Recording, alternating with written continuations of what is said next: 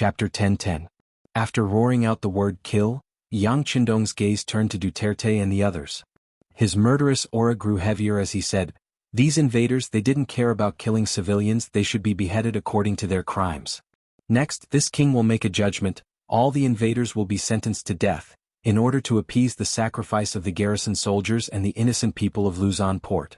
Now High 1st Division, please carry it out. Long live the Southern Martial King, long live the Southern Martial King." Once again the sea of people shouted in unison, representing everyone's thoughts. Duterte and the others who understood the meaning of Yang Qindong's words instantly turned pale. This general was still trying to explain something. "You can't kill us, we have already surrendered, we are captives. And I also know many secrets of DAF country, I can provide you with help." Captives, if the ones who lost were the garrison soldiers and the ones who lost were the people of the port, can you not kill a single one? As for the secrets you speak of, do you think in front of my powerful navy, there is anything that can resist our vanguard? After Yang Qindong asked 2 questions in a row, his voice was cold as he said, "There is no need to reason with animals, execute them." All the commoners and garrison soldiers could only watch as over 1,000 people were killed. Blood flowed like a river in the harbor. But for some reason no one was afraid, on the contrary, everyone was very excited and many of the civilians were grateful for what the garrison had done for them. They also wanted to do something. They all expressed their desire to join the 5-star Navy. They wanted to use their own hands to avenge their loved ones and friends. Towards the enthusiasm of the civilians, the division commander Nye Tong naturally politely declined. In order to become a qualified member of the Cold Vanguard, one couldn't just rely on a moment of bravery. One had to go through extremely difficult tests and background checks. This was not something that could be done by ordinary citizens. There were also many non-human citizens who could join the Cold Vanguard. And in order to not dampen the morale of the civilians, Nye Tong said, according to what Yang Qindong had taught him, "Folks, you have not undergone specific and systematic training, you are temporarily unable to become a qualified Navy soldier. But as long as you are willing to work hard, there will definitely be opportunities in the future. Now, if you really have the heart, you can do some other work. It is also a contribution." "General, what can we do?" the commoners asked in unison.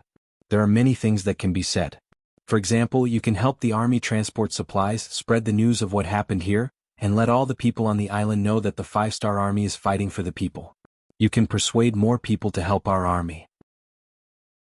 When we defeat the Great F country's army and reclaim the island, you can immediately rush to the island to maintain the law and order there, guard the property there, prevent the return of invaders and prevent people from causing trouble in our rear. You can do all of this and you can even do it. Furthermore, the Southern Martial King will not let you do all this for free. He will give you a certain amount of reward to express his gratitude. At the same time, it will also strengthen your feelings as the masters." Nye Tong did not know if this would be useful. In his eyes, these people were just civilians. Since they were civilians, what they needed to do was to live their own lives and try not to cause trouble. How many people would do something like helping in a war? Nye Tong's idea was not unreasonable. Since ancient times, when faced with war, most people chose to retreat and escape. The people who truly had the courage to face it or even rush to participate were few and far between. But Yang Qindong did not think this way. Once, when he attacked the Phnom Penh dynasty, which was the current Cambodia province, he had borrowed the power of the civilians. When he led the army to fight in the front line, it was the Phnom Penh civilians who constantly followed behind, helping them bury the bodies, transport supplies, and finally, in a month's time, they defeated a large dynasty. After that experience, Yang Qindong liked this method. Next, Yang Qindong wanted to conquer the entire DF country. There were many islands, and if he had to fight and defend one place at a time, he would need to constantly divide his troops. In the end, there was a high possibility that he would not have enough troops. But if he had the help of the civilians, then it would be different. Not only could he save his troops, but he could also borrow the persuasion of the civilians. It was a method of killing 2 birds with 1 stone. Commander Nye Tong's words fell into the ears of the civilians. Not long after, it also spread to the ears of many other civilians. When the garrison regiment faced the invasion of the enemy, they would rather use their bodies to block the bullets than use their cannons to harm a single civilian. This moved many people, making them believe that the 5-star army was the army that saved the world. Naturally, the Intelligence Bureau and the Han people who moved here added fuel to the fire in the dark. But at the same time, helping the 5-star army would give them benefits and rewards. This kind of benefit, in addition to the fact that Port Luzon did exist, made it hard for them to reject. In the following battle, These commoners indeed played an extremely important role in assisting the army. Duterte and more than 1,000 soldiers of the Dafe country were killed at the port. They avenged the dead soldiers of the garrison regiment and the people of the port, and also played the role of a flag sacrifice. Next, Yang Qindong personally led the 1st Sea Division from the north and went straight to the Ditsao Island of the Dafe country. Just as the 1st High Division received the telegram and headed towards Port Luzon, the 2nd High Division and the 3rd High Division also headed towards their respective targets. The 2nd High Division's commander Zhao Changwang headed towards the west, while the 3rd High Division's commander Long Yun Tian headed towards the east. Mindoro Island was the first island and target to be conquered on the west. On this island, there were about 5,000 soldiers of the Daf country and 60,000 civilians. The largest city on the island, Mayu City, had the largest Mayu port on the island.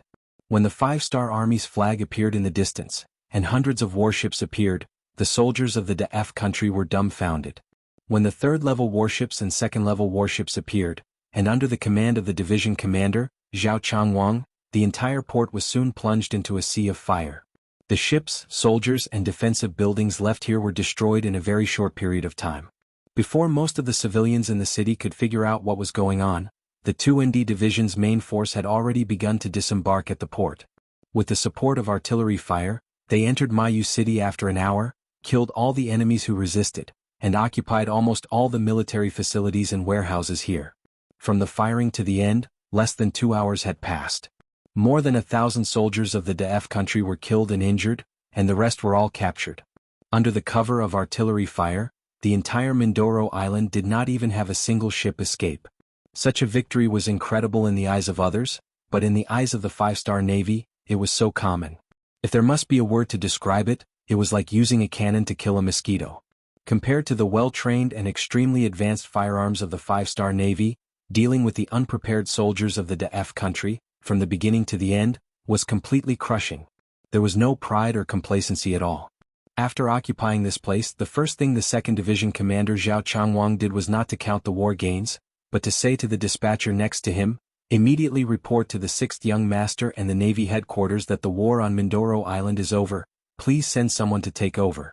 In addition, the 2nd Division intends to continue south with the main force. Please give instructions." A small island like Mindoro was naturally unable to satisfy the appetite of Division High and Division High, so it was expected that they would continue to fight. Not only did Division High and Division High act this way, Division 3 Long Yuntian's subordinates also quickly reported to Yang Qindong and the Navy headquarters to continue to fight. Long Yuntian was favored by Yang Qindong and finally became the head of the 3rd Division as he wished. He would do his best to prove that the 6th Young Master did not misjudge him. In his eyes, this battle was the time to perform well, so after receiving the order, he led the 3rd Division commander high straight to Catanduanes Island. Due to the distance, the time taken to launch the attack was not as fast as the 2nd Division. However, from the moment they entered the island to the moment they fired the cannons, it only took them 2 hours. This was not because the combat power of the 3rd Division was stronger than that of the 2nd Division. Instead, it was because Catanduanes Island was too weak, so the speed of their attack was much faster. Yang Qindong, together with the main force of the 1st Division and the Navy headquarters, soon after leaving the port of Luzon Island, they received reports from the 2nd Division and the 3rd Division. The speed of the military progress was smoother than expected. After Yang Qindong read the report, he just casually handed it to the deputy commander of the Navy Gao Xiong and said, "With such strength they dare to go against the 5-Star Army, there is no need for this Daf country to exist." It was said that the more daring a person was, the more bountiful the land would be. In Yang Qindong's eyes, Daf country was not in his eyes. If it was not for the fact that he was not fully prepared, and that the resources in the islands were not that abundant and scattered, this place would not have become his early target. If there was someone to blame, it was the merchant Abu Burkle who was blinded by profit and did something that led to his own death. Since it was like this, Yang Qindong would fulfill his wish. Gao Xiong took the telegram and quickly read it. He asked, "6th Young Master, do we agree to their request?" "Yes, but we have to ask them to play it safe and not be reckless. Our intelligence department has sent news that this Western merchant is quite capable. He has also spent some effort to build a naval fleet. Any carelessness could lead to irreparable consequences. Also, inform the logistics department that the transport ships can be activated and quickly occupy the occupied islands." Yang Qindong gave the latest order. Chapter 10-11. Each team took turns to advance according to their different tasks. The war unfolded in an orderly manner, and the islands belonging to the Daf country were occupied one by one. Due to the slave system implemented by the Great F country, after occupying an island, the indigenous people became the people with the lowest status. When the Great F country soldiers entered the island, they burned and plundered and did all sorts of evil. This had already aroused the anger of the people. When the 5-star Navy arrived, these people fought to rebel and cooperated with the army's entry, making the progress much smoother. Most of the soldiers of the Daf country were bought by Abu Burkle with money, and most of them were pirates who had been at sea all year round. These people were naturally unmatched when it came to looting, but these people had one thing in common, which was that they didn't know how to write the word loyalty. In their eyes there were only benefits. If there were benefits they would naturally join. If there were no benefits they would run as far as they could. With such a temperament, when the news of the 5-star Navy's attack came, many of the Daf country soldiers, former pirate groups, on the islands fled. In some small islands they didn't even do anything to resist. When the main force of the 5-star Navy arrived, they often encountered an island that was unprepared. What they saw were the indigenous people who didn't resist at all. With such a big change in the situation, the 2nd and 3rd naval commanders reported the situation again. Yang Chendong quickly responded. Since the local people were also exploited, as long as they sincerely submitted to Yangtze and Song City, they wouldn't be harmed. But if anyone showed any hostility to the 5-star Navy, they would be killed without mercy. Those who are not of my race must have different intentions. After so many years of development in the original Sulu archipelago, only the people in the Luzon area were mostly Han people.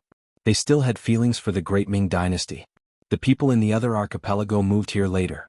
They had their own beliefs and many of them were influenced by Islam. For such a hidden enemy, Yang Chendong would never be lenient, because he knew that today's kindness may be exchanged for understanding sorrow. At the same time, Yang Chendong also issued another order. For the pirates that previously belonged to the Daf kingdom, kill them if possible. If they couldn't kill them, they had to be driven out of the sea. In short, any forces or individuals who dared to be enemies with Yangtze must not be allowed to survive. The 5-star Marine warriors, who have always been warlike and composed of elites, are waiting to make contributions and obtain unparalleled glory. In order to achieve this goal, the worst thing was to have no battles to fight. This order coincided with the thoughts in his heart. Naturally, he would not be polite. The warship continued to accelerate. Once it bumped into the Defay Navy or the foreign pirates, it would not be polite. It would shoot out cannonballs. It did not know how many ships were damaged. The color of the sea became a lot redder because of this. The continuous victories of the First Ocean Army naturally caused some people to jump and curse. In Marilag city of Emerald Island, the temporary capital of Daf country, King Abu Burkle was sitting on a throne as he pointed at the officials below and scolded. "What the hell is going on? Didn't you say that our army is composed of elite pirates who have experienced naval battles all year round? Didn't they boast to this king that if the 5-star army dares to come, they will definitely destroy them at sea? Why is it that when the real battle starts they are so weak? Who can give this king an explanation?" As Abu Burkle spoke, his gaze landed on Ferdinand, who stood at the top of the vassals. Ferdinand, who was deeply trusted by King Abu Burkle, was given the position of prime minister. The main job he was responsible for was to deal with the pirates and was in charge of the military. In his bones, Abu Burkle was still a businessman. He valued profit more. Originally, with the help of his family that had been doing business for generations, he had some foundation. Doing business in this archipelago was like a fish in water. He seemed to have a pair of innate wisdom, always able to do things with appropriate things very well. To put it bluntly, he could transport the most common goods from one place to another in a very short period of time and sell them at a high price. Then, when he returned, he would bring back the specialties of the other place and sell them at a high price along the way. It was because of this unique talent that Abu Burkle's business grew bigger and bigger, and the money in his hands grew bigger and bigger. When he had enough money to build a huge army, he met Ferdinand and the two of them hit it off immediately. Especially when Ferdinand said that he could build a country with financial resources and then use the power of the nation to collect money, Abu Burkle saw a bright path and thus, Daf country was born. Who knew that the good times didn't last long? When they just occupied the nearby islands, some of the looted items were still being counted. Before they could be transported out, the 5-star army came and gave them a heavy blow. News of islands and cities being looted came one after another. After spending a lot of money and bribing so many pirates to work for him, this was the result. Abu Burkle, who spent the money, was naturally very distressed. At this moment, his gaze toward Ferdinand was naturally full of hostility. Prime Minister Ferdinand, who was stared at like this, felt very wronged. He was only ordered to contact those pirates. In the end, one paid and the other contributed. It was a cooperative relationship. How could he have the ability to control these pirates? Now that they were facing a more powerful 5-star army, they cowered. What did this have to do with him? But when he thought about how Abu Burkle was a vengeful person, if he didn't react, he might be the next unlucky one. Left with no choice, he could only step forward and say, "Your Majesty, the 5-star army came prepared, but our army was completely unprepared. Unprepared against unprepared, plus the other party originally planned well. With superior military strength against our inferior military strength, how could we not lose? But as long as we can gather our army and form a similar scale, the situation will definitely be reversed. These pirates are the forces of other sea regions that have been unhindered for many years. They naturally have their own reasons for being able to dominate a region." "Prime Minister, are you saying that the 5-star army can be defeated?" Abu Burkle asked with interest. "Yes, Your Majesty. I just said that before we weren't prepared, so they took advantage of the loophole and used superior military strength to fight against a small army. But as long as we can gather our army and meet force with force, our chances of winning are still very high," Ferdinand said with a face full of confidence. "Good, since that's the case, I order you to contact them now. Gather them and deal a heavy blow to the 5-star army. Can you do it?" Abu Burkle saw that there was a new hope, and his face immediately smiled a little more. "Yes, but I have a request. If you want these pirates to work for you, you need to give them enough rewards, so..." Abu Burkle frowned slightly. Before, in order to invite these pirates to join the Great F country, he spent a lot of money. But at this point, if he didn't continue to pay, these pirates would definitely not listen to him. And once the 5-star army really came, he was afraid that at that time, they wouldn't even have the most basic way to survive. He would also have to leave because of this, and that would be the same as cutting off his path to wealth. A little impatience spoils great plans. Although he wasn't happy, he still clenched his teeth and said, "All right, this king will agree to your conditions. But this time there can't be any problems. Your Majesty is wise. Your Majesty, please rest assured. Just wait for the good news of my victory." Ferdinand let out a big sigh of relief. He was the one who contacted these pirates, so he naturally knew their temperament very well. They were a group of people who would sell their souls for money. As long as they were given enough money, they would even kill their own family without blinking an eye. It was just dealing with the 5-star army. What was so difficult about it? Ferdinand took the large amount of gold and silver given by Abu Burkle and left the capital. The first place he took the fleet to was Palawan Island in the west of the archipelago. Palawan Island was the westernmost island in the Great F country. It wasn't difficult to get there because it was far away from other islands. Once it was attacked, it could retreat or advance. It also had another advantage. There was a very powerful pirate group here, Makaching's pirate group. Makaching was originally a pirate giant that sailed around Sumatra. He had close to 1,000 large boats and a crew of more than 60,000 people. Among them, there were 20,000 elites who were good at fighting and desperados. It was a very powerful pirate force. When Ferdinand went to rope him in, he spent a lot of effort. Of course, he also spent a lot of money to invite him to join the Great F country and let him help guard Palawan Island and become the main force supporting the Great F country's western seas. It was precisely because of his understanding of Makaching's abilities that Ferdinand had been the first to seek him out.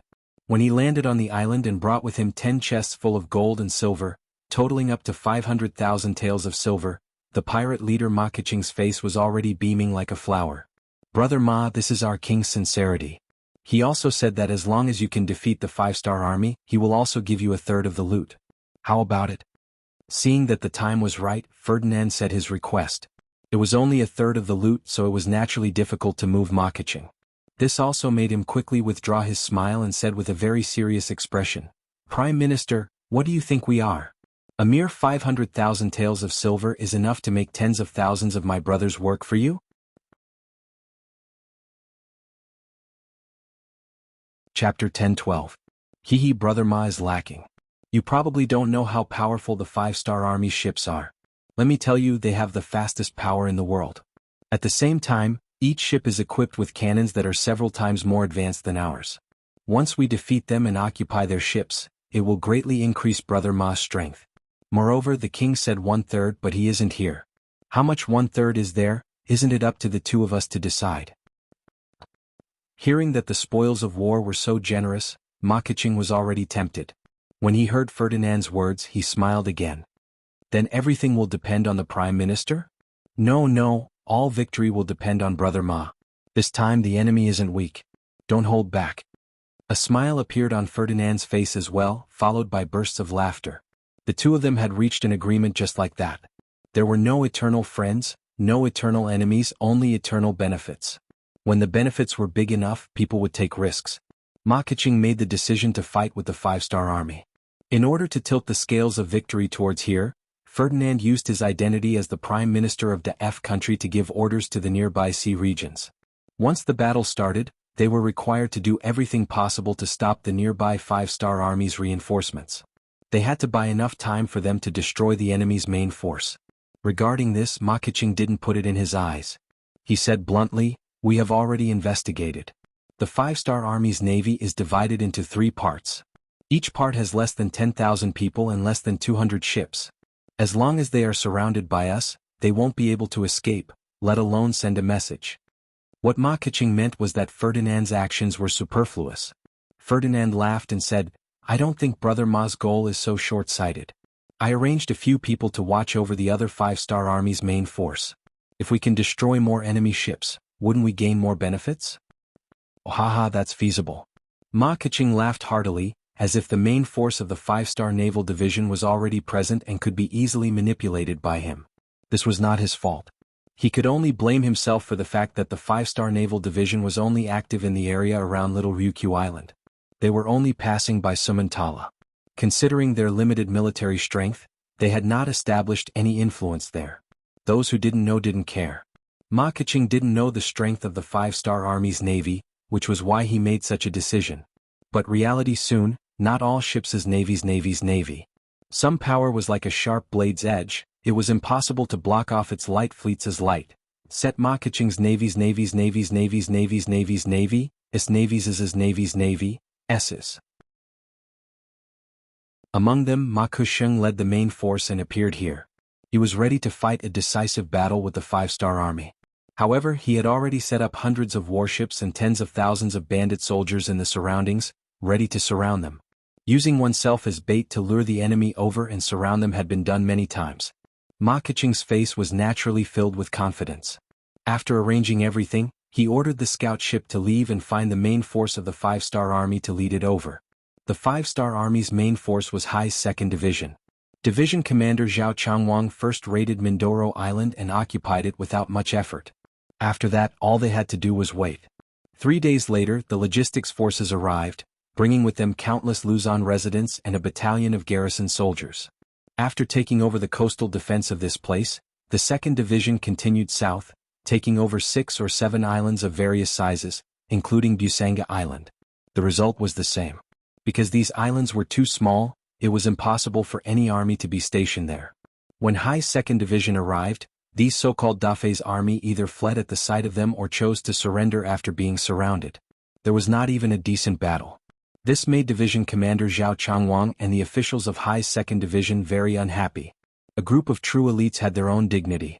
If the enemy couldn't even withstand a single blow, then there would be no challenge at all. For them, this kind of expedition would become a boring thing.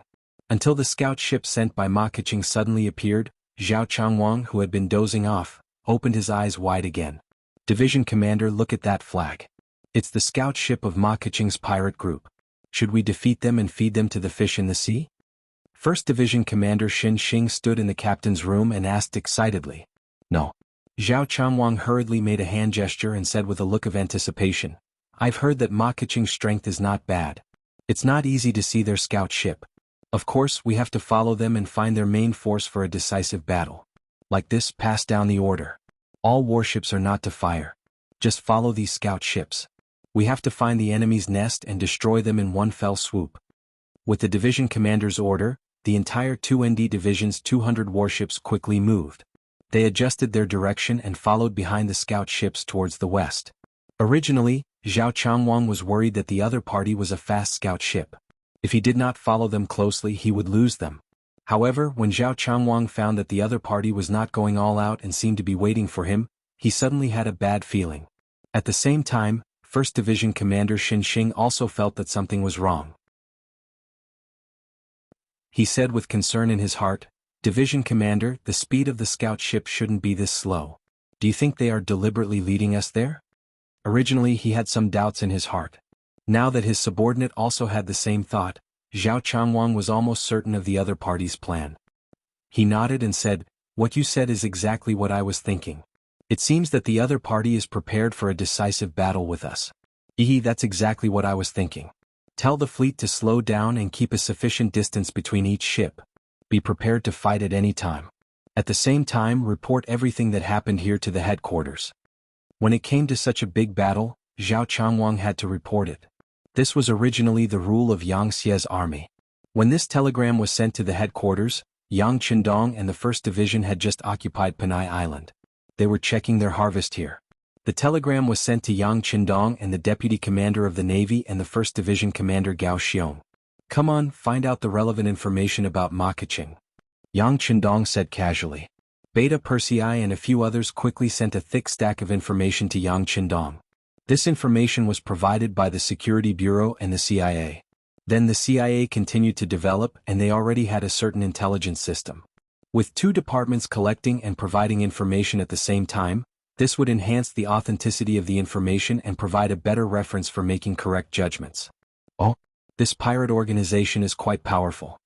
Looking at the information sent by the 2 intelligence departments at the same time, which was roughly the same. Looking at the numbers above, there were thousands of warships and more than 60,000 soldiers. Yang Qindong couldn't help but be shocked. One must know that the pirate forces were not comparable to other forces. Surviving at sea all year round made their needs greater than on land. Let's put it this way. If a force had 60,000 people on land, it wouldn't be surprising. If it was done well, even a county magistrate could do it. But to have such a huge force at sea, the resources needed were too much. It was enough to show that this was not a small force. Gao Xiong also saw this group of forces, then said worriedly, "Sixth young master, enough ants can bite an elephant to death. In the face of such a strong enemy, I'm afraid that even if C2nd Division wins, they will have to pay a certain price. It's better to send reinforcements immediately." "Reinforcements are needed."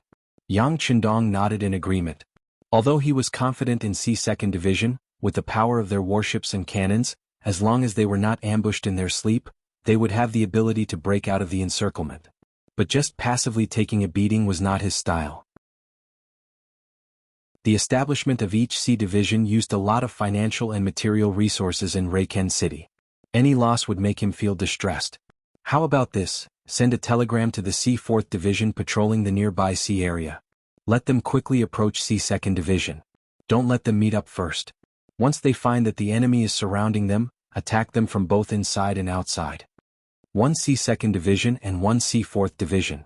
With such a force, even if they were facing a force several times stronger than them, they would still have the ability to counterattack. Yang Qindong gave the order, and Gao Xiong nodded in agreement.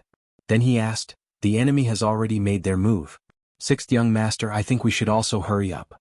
Everything on Panay Island will be left to the garrison and the people. Should we continue to move forward?" "Yes." Yang Qindong nodded silently, and his eyes fell on Emerald Island on the sand table. This time, Daft Country went to war without declaring war, killing and injuring so many soldiers and people. If they did not teach them a lesson, wouldn't they be looked down upon by others? Wouldn't anyone dare to provoke them in the future? C1st Division set sail again and the fleet headed south. Thousands of nautical miles away in the west at this moment, ships were also densely packed.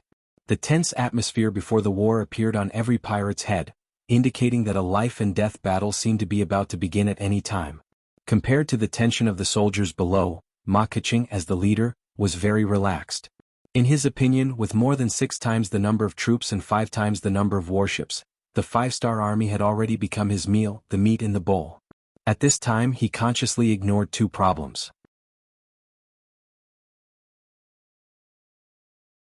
Chapter 10-13.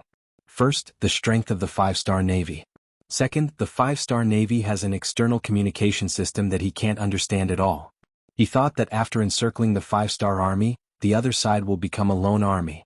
He thought that with the advantage of warships and numbers, the other side will not be his opponent. But he didn't know that at this time, the 2nd C Division has already contacted the 4th C Division regarding the decision of the 6th Young Master and the Navy headquarters to send the 4th C Division to join forces with them. Although Zhao Changwang has some resistance, he thinks that the 2nd C Division can win. But considering that the number of warships is not equal, once the other side is defeated, they will likely escape. When he can't chase after them, he still agreed with this decision. It's just that Zhao Changwang thought of the 4th C Division as a peripheral force, he didn't think of cooperating with them. He wanted to let the 2nd C Division have their own military achievements. And all of this changed because he entered the encirclement. After discovering that the enemy scout ship was deliberately luring them into the encirclement, Zhao Changwang ordered all the warships to slow down their marching speed and maintain a good alignment. In the end, 3 days later, the 2nd Division, which was tailing the scout ship, finally found the densely packed enemy ships waiting for them on the opposite side of the sea. Looking from afar, there are no less than 400 warships. This powerful lineup fell into Zhao Changwang's eyes, but he didn't have any fear. Instead, he was very excited. Finally, there is a piece of fat meat in front of him, he can eat to his heart's content. But what happened next changed Zhao Changwang's plan of eating alone. After the 2nd C Division entered the ambush, a large number of enemy ships appeared in his north, east, and south. No matter which direction he looked at, there were about 200 enemy ships.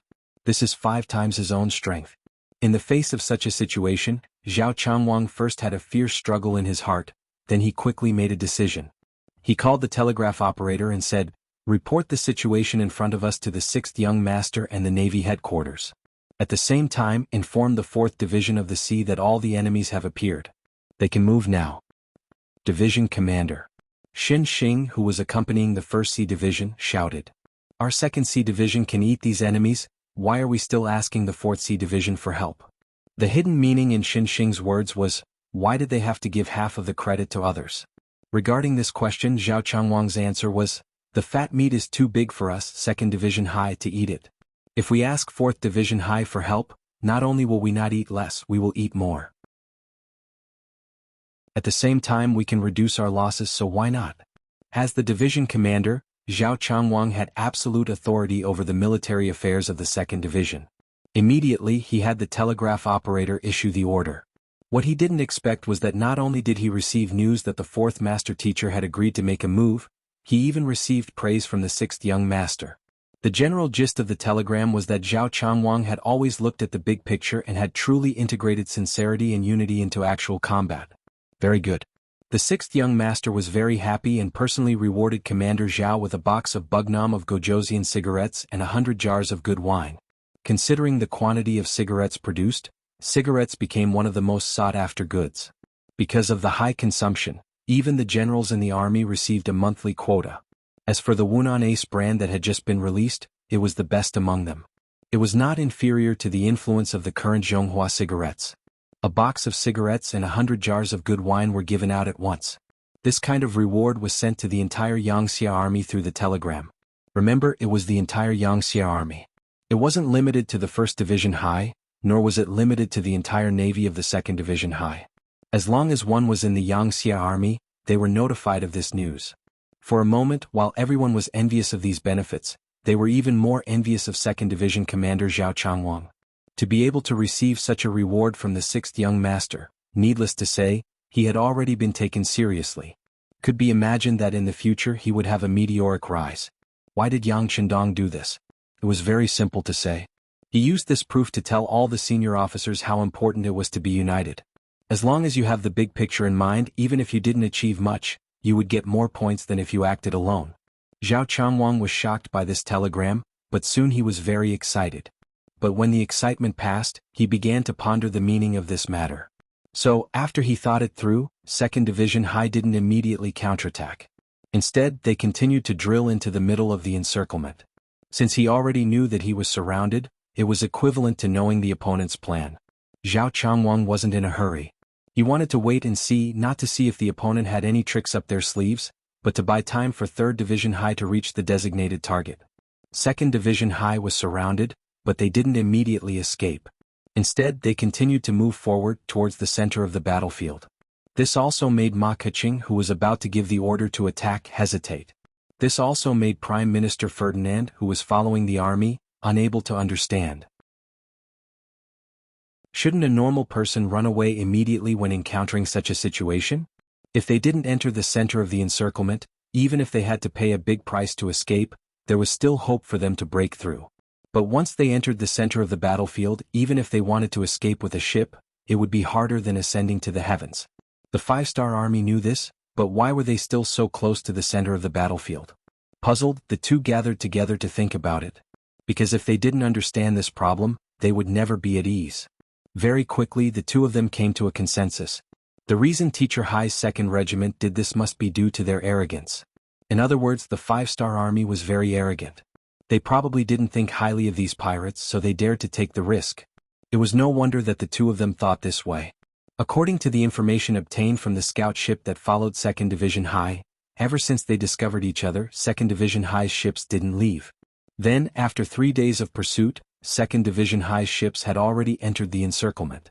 Faced with this extremely accurate information, it could only mean one thing. 2nd Division Hai didn't have any reinforcements, and they didn't have any reinforcements. If this wasn't arrogance, then what was it? Haha, everyone says that the five-star army is very strong, but I haven't seen it yet. Now I see their arrogant side. Very good, since they don't put others in their eyes, then don't blame me for being merciless. Use the flag to tell the other ships not to be in a hurry to attack, and let the enemy move. At the same time, shrink the encirclement and wait for the enemy to appear in the center of the battlefield before attacking together. Ma Keqing was furious. He was angered by the arrogance of 2nd Division Hai. In the past, whenever an enemy was surrounded by him, which one of them didn't panic? They would flee in a hurry, and it would be difficult for them to even display 50% of their usual strength. However, 2nd Division Hai actually did the opposite, and didn't put his encirclement in their eyes. Since it was like this, why would he be polite? He would just give them a good beating. After the order was given, 2nd Division Hai unhurriedly moved towards the center of the battlefield under the encirclement of thousands of ships. During this period their speed was very slow, but they kept moving forward, so the pirates didn't have any other ideas. In any case, it was impossible for them to go out and report. Since that was the case, why should they worry about them escaping? Thus, the next half of the day passed in this kind of dawdling. 20 hours later, the 4th Division Hai sent a message that they had arrived at the designated location. They could enter the battlefield at any time after 2nd Division Hai fired their first shot. The 2nd Division Hai's commander, Zhao Changwang, ordered the entire division to prepare for battle. In these 20 hours, other than the necessary personnel on duty, the rest of the 2nd Division Cold Front officers and soldiers were resting and sleeping in their cabins. But all the veterans knew that the more the battle, the more it was important to maintain enough physical strength. Only in this way could they perform better on the battlefield. After 20 hours of rest, the officers and soldiers were full of spirit and energy. The moment the division headquarters gave the order, the 4 regiments immediately separated, with the division headquarters as the center, guarding the east, south, west and north, guarding the 4 directions. This was called the 4 directions defensive formation, and it was often practiced during exercises. But this was the first time it was used, and it was also the first time in the history of the 5-star Navy that a division was surrounded. The 4 directions defensive formation was completed in less than half an hour. When the pirates more than 10 miles away discovered their abnormality and began to approach them, the 4 regiments were ready to attack. As the 2nd Marine Division, which was composed entirely of cold front soldiers, other than the transport ships, all the ships were equipped with 100 mm mortars. The advantage of this cannon was that it was small, easy to carry and easy to move. It could be placed at the bow, middle or stern of the ship, and could be adjusted according to the direction of the enemy. Moreover, the shortest attack range was 13 miles, and it could be used to kill enemies from a long distance. As for the divisions, they were equipped with 5 level 4 warships. Among them, there was one for the division headquarters and one for each of the 4 regiments. All of the Class 4 warships were equipped with Type 61 100 mm single-barreled naval cannons. Firing rate, 12 rounds/minute, range 22. 5 kilometers against the sea, 14 kilometers against the air, elevation, 85 degrees, weight, 15. 9 kilograms, muzzle velocity, 895 meters per second. This type of 100 mm naval cannon was produced after Yang Qindong took out the finished product from the warehouse, and the Crimson City shipyard gathered countless manpower and resources to research it for 3 years before they succeeded. This type of naval cannon could fire up to 45 nautical miles away, and was currently the strongest cannon developed by the Crimson City Shipyard and Munitions Factory.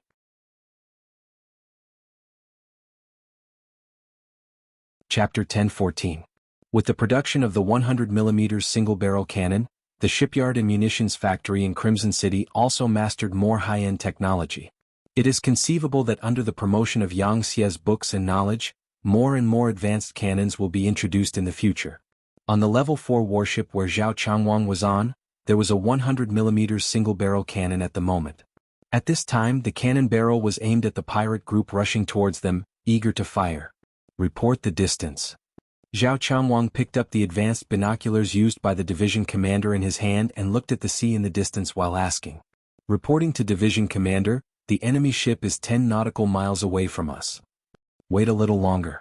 When he heard the distance of 10 nautical miles, Zhao Changwang put down the binoculars and said in a leisurely manner. Although the distance of 10 miles was within the range of all artillery fire, Yang Qindong still didn't give the order to attack immediately. He already learned from the intelligence that the strongest artillery in the west only has a range of 3 miles. As long as they fire outside this range, the initiative is still in their hands. Moreover, once they start fighting facing such a powerful artillery, Zhao Changwang can't predict how the other party will react. What if they can't withstand the force and turn around to escape? If they run and run, it is very likely that they will rush out of the range of the 100mm mortar 13 miles. If this is the case, relying only on the cannons of the 4 Level 4 warships, the effect won't be too good, so he has to wait a little longer. Reporting to Division Commander, the enemy ship is 8 miles away from us.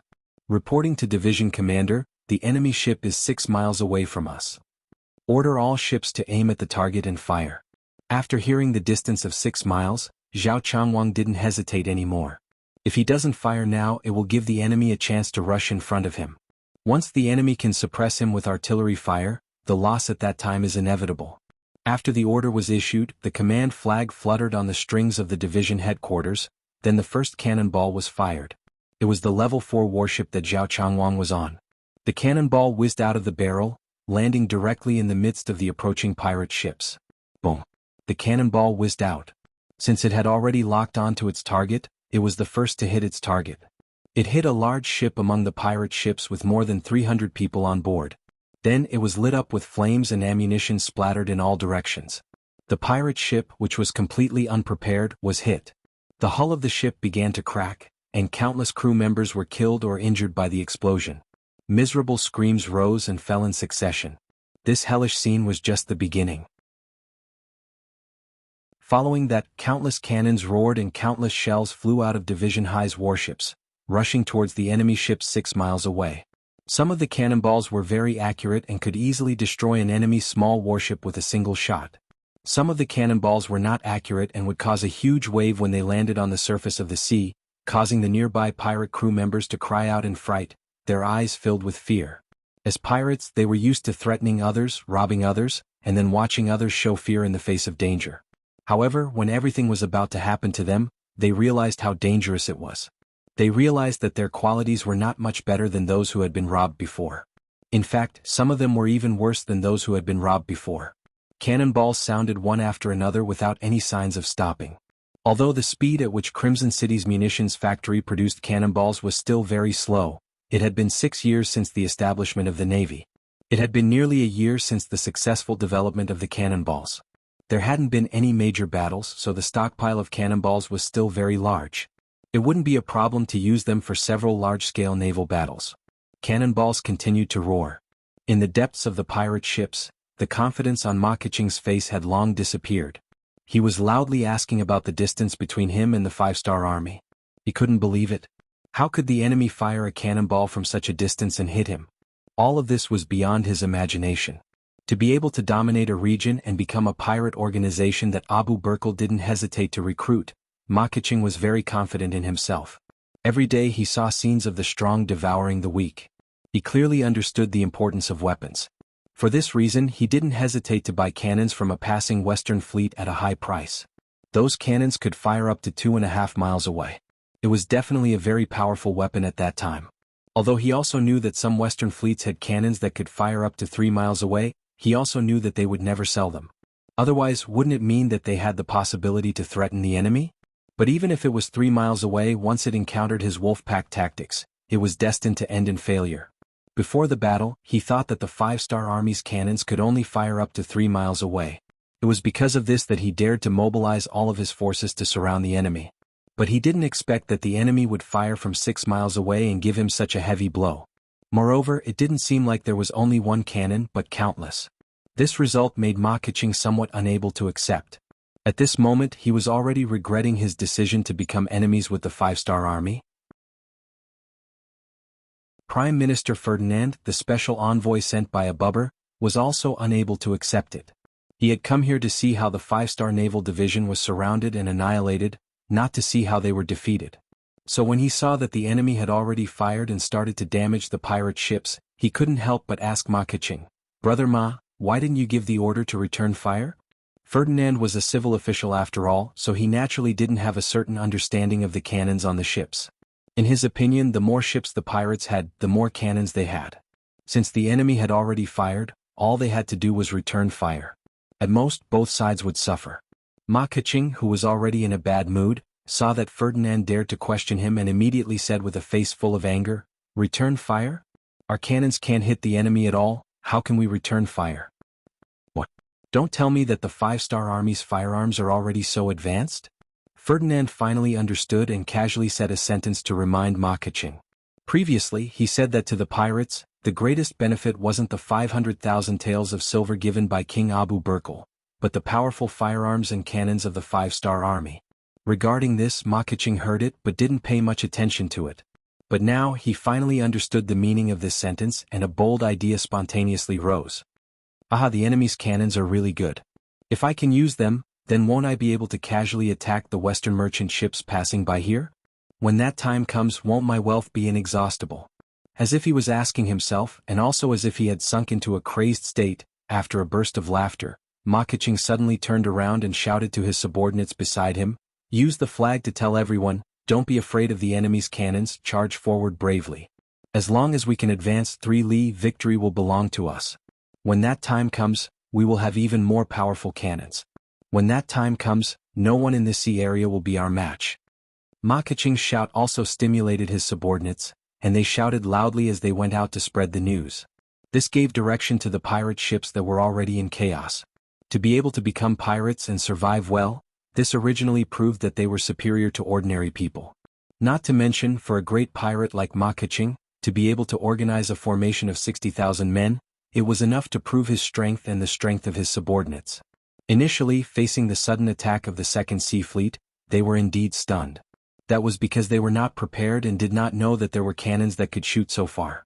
In addition, Ma Keqing did not give any new orders, so they could only wait in panic. Now that there was a new order, some ships quickly adjusted their direction and continued to move forward despite the danger of being hit by the cannons. At this moment, through the binoculars, one could even see the red faces of many people. It was the face of someone who would do anything to achieve their goal. It was the face of a desperado. Reporting to the division commander, after the initial panic, "The enemy has begun to approach us." A division commander on the same ship, Shen Xing, put down his binoculars and looked at the division commander Zhao Changwang. Zhao Changwang was also shocked by the opponent's fearlessness. But to be able to become the division commander of the Cold Vanguard, which one of them was not a person with an extremely strong mentality? After a moment of sighing, he ordered all warships to adjust their direction. Be sure to control the enemy's warships 3 li away. Not only did he want to win, he also wanted to not suffer any losses. This was where Zhao Changwang's ambition lay. Although it was said to be ambition, under the advantage of powerful cannons, who could say that this was an impossible task? The Second Sea Fleet began to change their target. They began to fire at the ships that were trying to get close to them. For a time, within a distance of 4 to 5 li, gunfire filled the sky. One after another, enemy ships were sunk. On the vast sea, countless small black dots floated on the water, calling for help from nearby ships. Compared to some other forces, pirates seemed to be more fearless of death. Even if the ships in front of them were sunk one by one, there were still more ships coming one after another behind them. They were like a one-track mind. Once they set their sights on their target, they would never let go, even if they knew that it was very dangerous. A fluke mentality existed in everyone's heart. They seemed to believe that they would be one of the ships that would be lucky enough to reach the 5-star admiral. Therefore, everyone was taking risks and everyone was facing failure.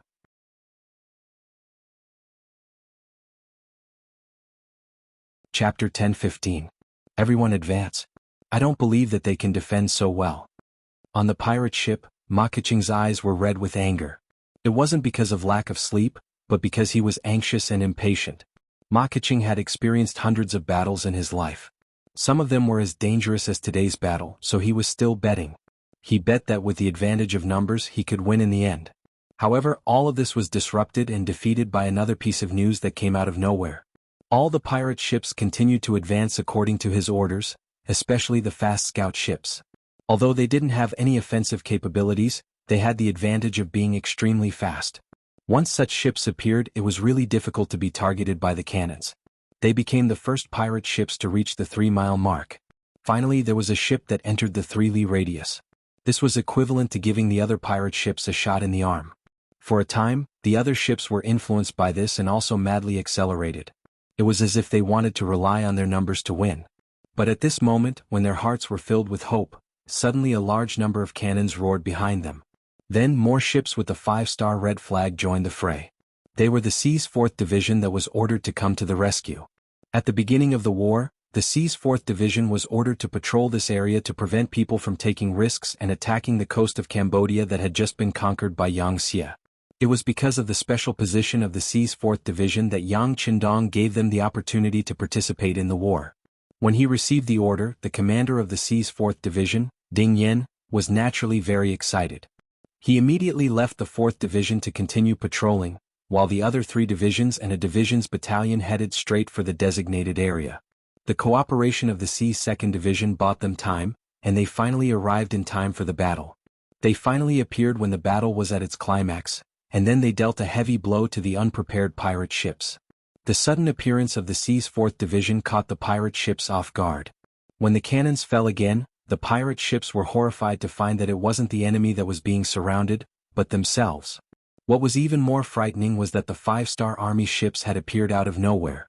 Their cannons were spreading out in a very irregular manner. They had actually discovered that there was no safe zone in this area of the sea.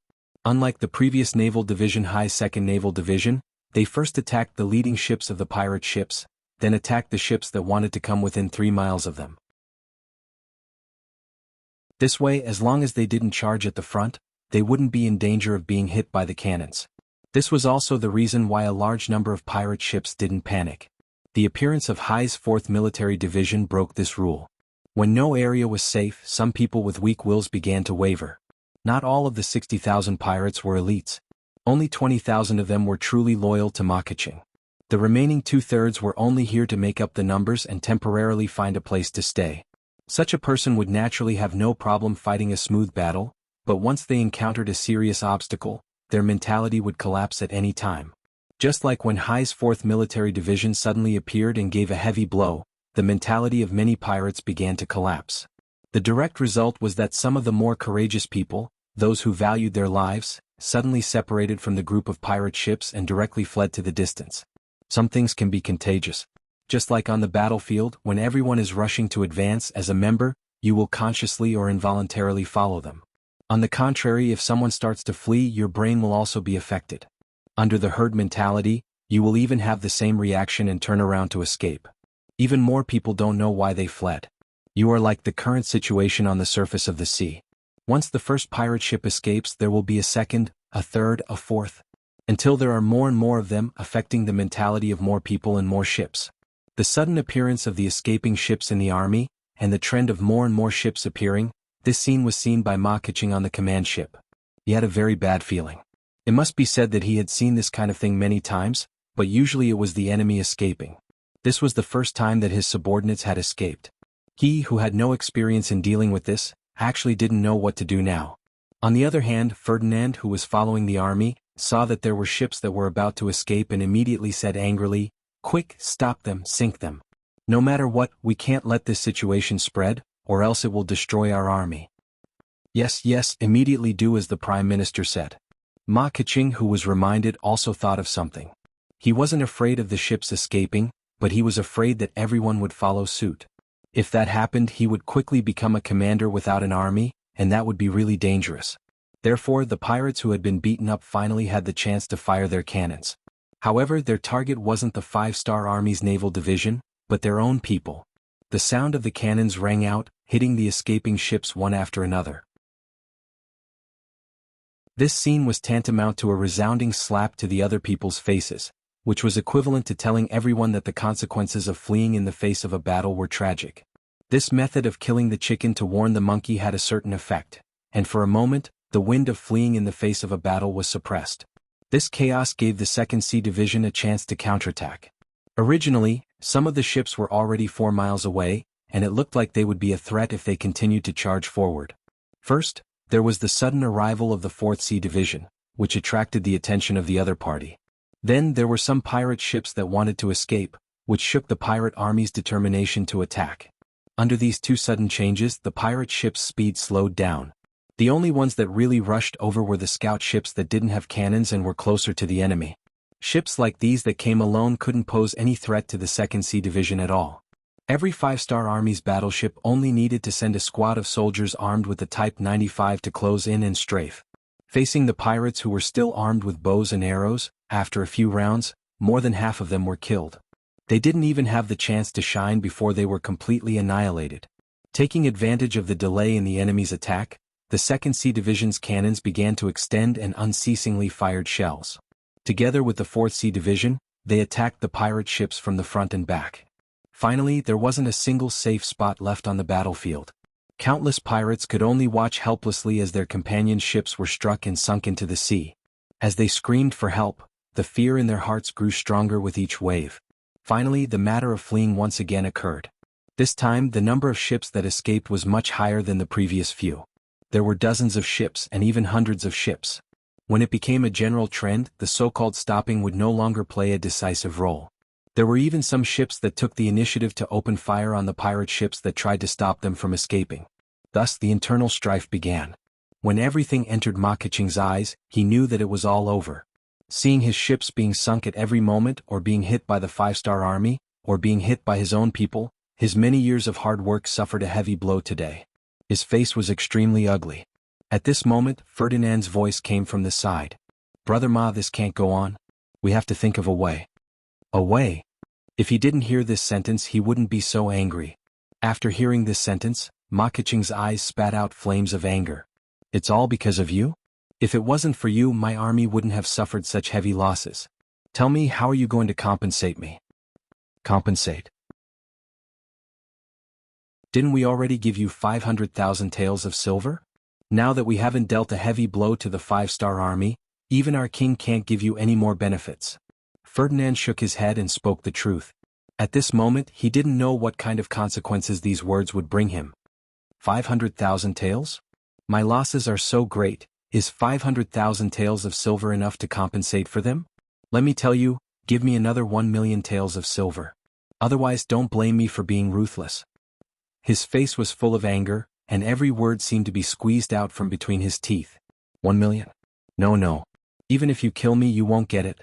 Ferdinand heard Ma Keqing's demand and shook his head continuously. Is that so? Then I'll kill you. Men, kill this culprit in public. Ma Keqing, who was in a fit of anger, said without any trace of politeness. Once the order was given, 2 pirates walked forward, one on the left and one on the right, and carried Ferdinand out of the cabin. Ma Keqing didn't even look at him, but used a decisive tone to say to the flag-bearer beside him, "Pass down the order, retreat. All troops retreat towards the Sumatra Sea." This was the saying of a brave warrior cutting his wrist. Knowing that they weren't a match for the 5-star Army, they would just flee. Wasn't there an old saying, where there's life, there's hope? The scene of cannon fire was still playing out on the sea. Once the order to retreat was given, the situation became even more chaotic. The pirate ships were like street rats that everyone wanted to beat, frantically fleeing in all directions. This was the so-called, "a defeated army collapses like a mountain." Continue the cannon fire, kill as many as you can. Seeing the enemy ships in chaos, not thinking of attacking but instead fleeing, the commander of the C-2nd Division, Zhao Changwang, decisively gave the order to extend the cannon fire. Immediately, the cannons that were originally aimed at the enemy ships in front of them began to extend, blasting towards a distance of 6 li. They originally thought that since they were far away from the five-star army, there wouldn't be any danger. At this moment, they realized that the enemy wasn't using their full strength. Seeing the enemy's cannons smash one after another onto the warships beside him, Ma Keqing's face changed again. Originally he wanted to maintain the formation and retreat, but now he couldn't care less. Ignoring the people around him, he turned the ship around and fled.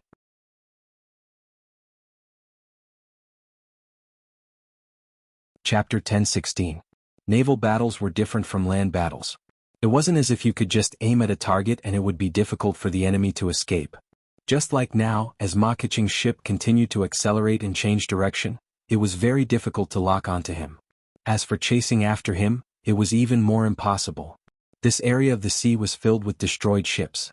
There were also some ships that surrendered because they were too cowardly.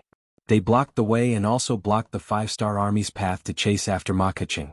Ma Keqing escaped and the battle finally ended before the sky turned dark. This battle on the ship, which lasted for more than 10 hours, had greatly destroyed the strength of this pirate leader. According to the post-battle statistics, there were more than 300 ships that were destroyed in this battle. There were about 100 ships that collided with each other during the escape.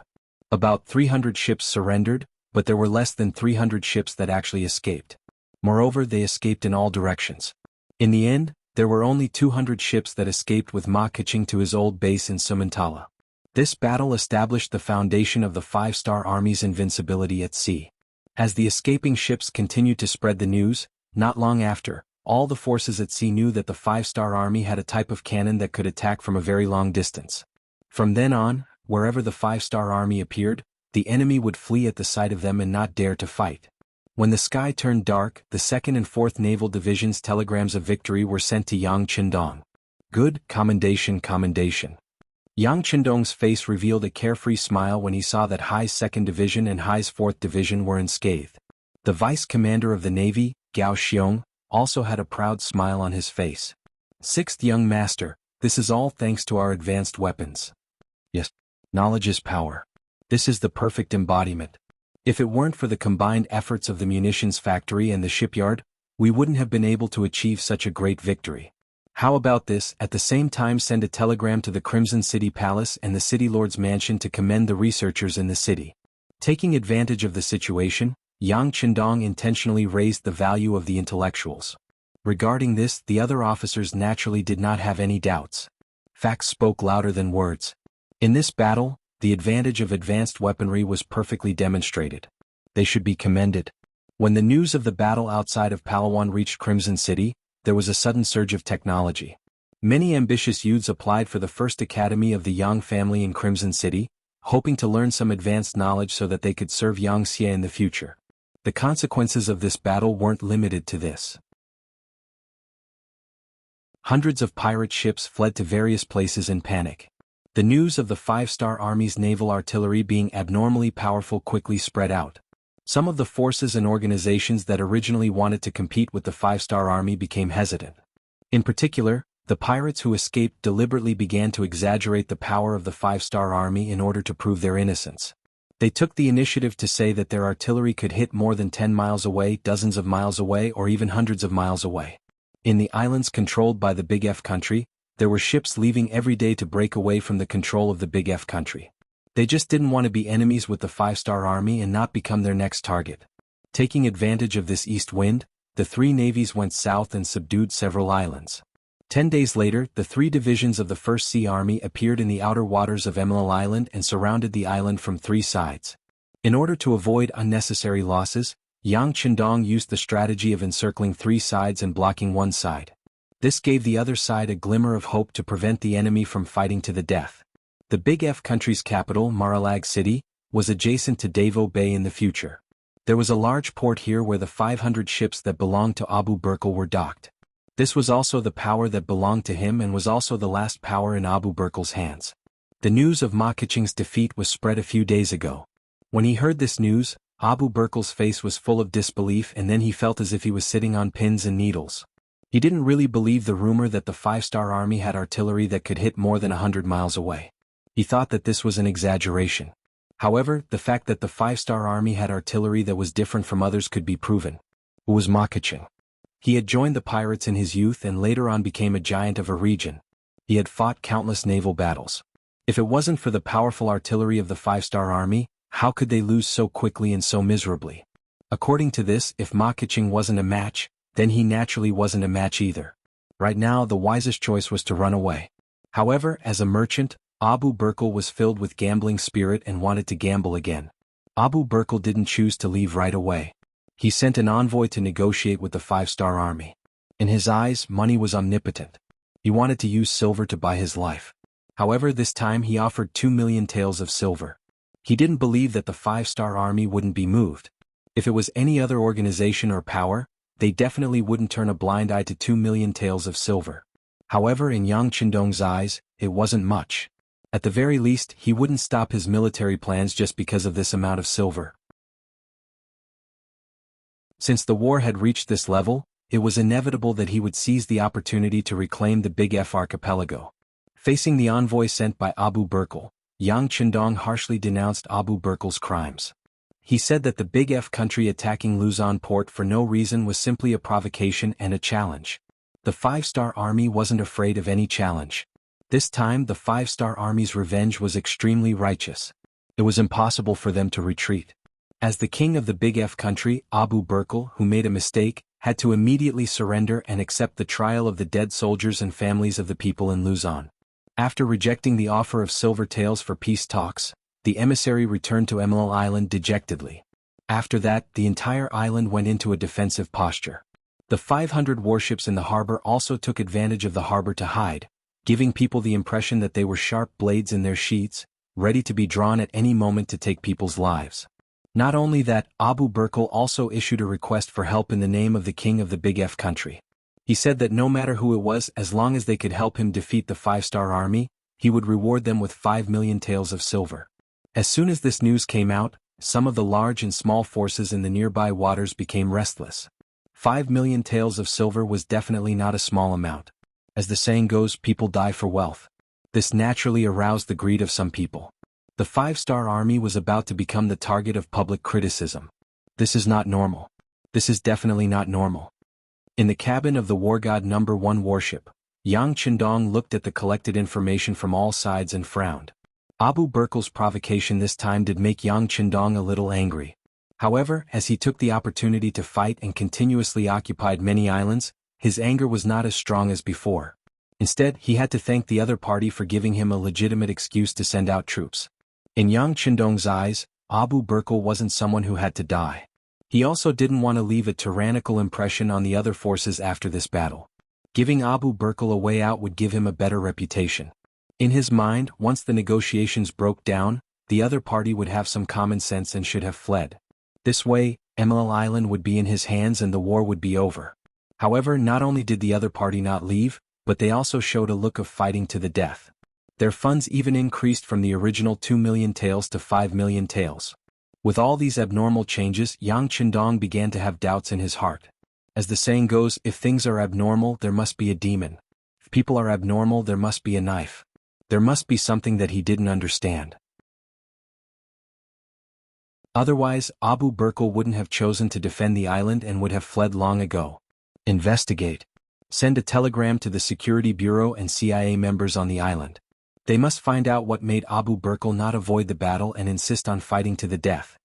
Since he couldn't figure it out, he might as well give the task to someone who could complete it. Putting aside the doubts in his heart for the time being, the deputy commander of the Navy, Gao Xiong, asked, 6th Young Master, the 2nd Division and the 3rd Division have sent a telegram, asking when to launch the general attack on the island? There's no need to rush. Let's wait and see if there are people who are willing to sacrifice their lives for money. If there are, we'll take advantage of this battle to finish them off, Yang Qindong said unhurriedly. He had heard that Abu Burkle had offered 5 million taels of silver for help. He wanted to see if there was really someone who would make an enemy out of him for the sake of money.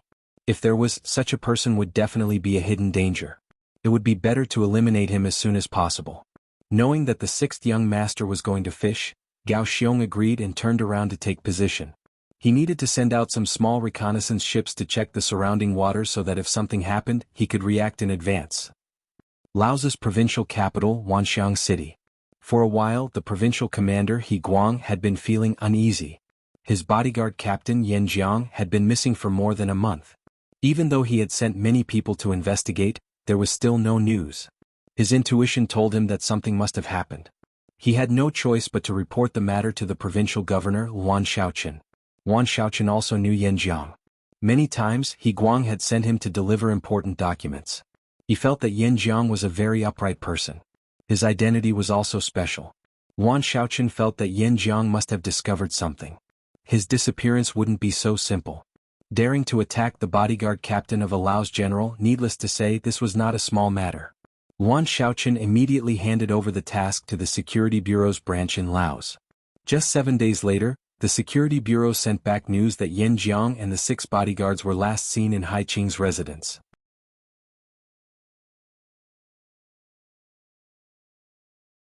Chapter 10:17. It had to be said that Hai Qing was quite capable. Ever since Yan Jiang was killed, he had tried his best to plant a spy in the Laos provincial government. When the Security Bureau reported this situation, it just so happened that Wan Shaoqian wasn't there. The matter happened to be learned by this informant. He didn't even ask for leave and went straight to Hai Qing's mansion to pass the news. After more than a month of preparation, Hai Qing and Siam's special envoy Dulalong had made some preparations for the rebellion. According to Dulalong, Siam had already mobilized its troops and one of them was heading towards Wanxiang City in Laos. His mission was to find a way to control Wan Shaoqian and He Guang and cause internal strife. It was also at this time that the planted informant came and reported the results of the Security Bureau's investigation. Hai Qing was shocked. Dulalong, who also heard the news, slammed his right fist on the table and said, "We can't wait any longer. We have to make the first move." "Okay, I'll bring people to He Guang's residence and make a move. I'll have to trouble the special envoy to make a move on Wan Shaoqian." Hai Qing knew that he had no way out. If he did not make the first move, he would not be able to survive. Time was tight and the two of them did not have time to make any more preparations. They gathered 100 men of sacrifice and Hai Qing brought half of them to General He Guang's residence. He Guang did not know anything about this. When he was in his residence, he suddenly received news that his deputy general, Hai Qing, had something important to discuss with him. He Guang did not think much about this deputy general and ordered him to come in. In the main hall, Hai Qing appeared with a nervous expression. When he saw that there were 2 bodyguards in the hall, he said hesitantly, "General, regarding Captain Yan Jiang's disappearance, your subordinate has already found out the reason." Hearing that it was about Yan Jiang, He Guang's expression turned serious. He then waved his hand and dismissed the 2 guards. He said, "Okay, there is no one else here. General Hai, you can tell me what happened." "General, the situation is like this," Hai Qing said as he walked closer to He Guang. "Actually, I killed Captain Yan Jiang with my own hands."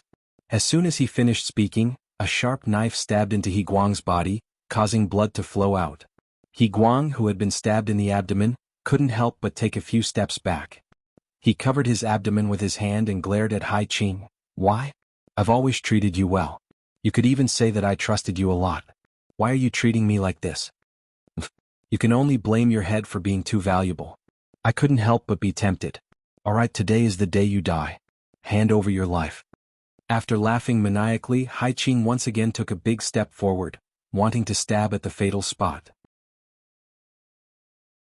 However, a black hole suddenly appeared in front of him and closed in a flash.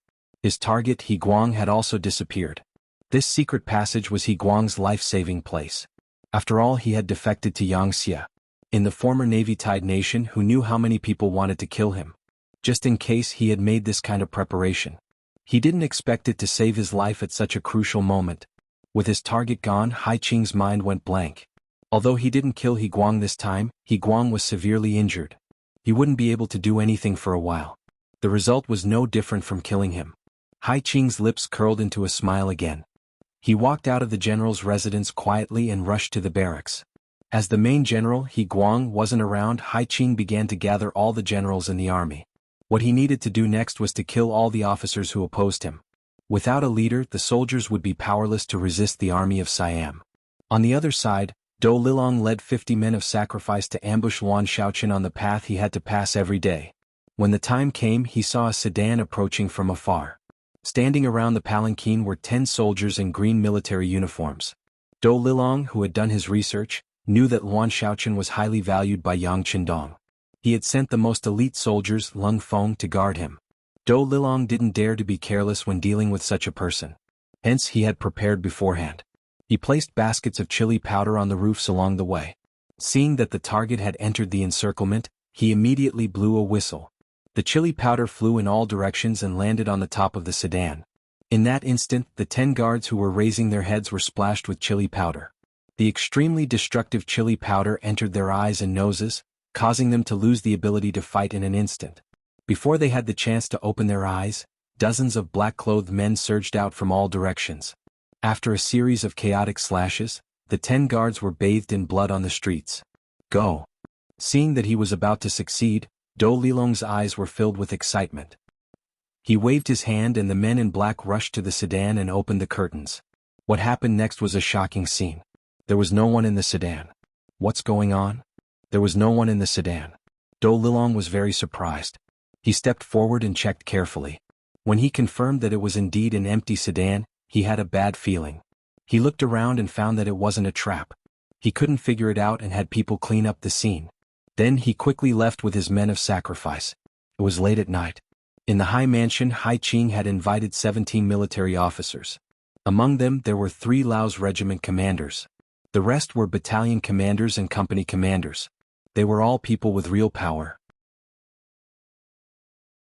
All of them had been invited to this event. Good wine and good dishes were served. After 3 rounds of wine and 5 dishes, Dou Lilong rushed back and nodded at Hai Qing outside the hall. This was equivalent to a signal for him to act. Hai Qing understood and nodded. Then he coughed a few times. Then dozens of men of sacrifice with swords appeared around the hall. They attacked without any explanation. The 17 officers who were completely unprepared and had no weapons in their hands died tragically on the spot. Up until the moment of their deaths, these officers still did not understand why Hai Qing would attack them. What was going on? The hall was still filled with the pungent smell of blood. Dou Lilong had already walked in. He first looked at the corpses in the hall and nodded with satisfaction. Very good, these are the people who led the troops.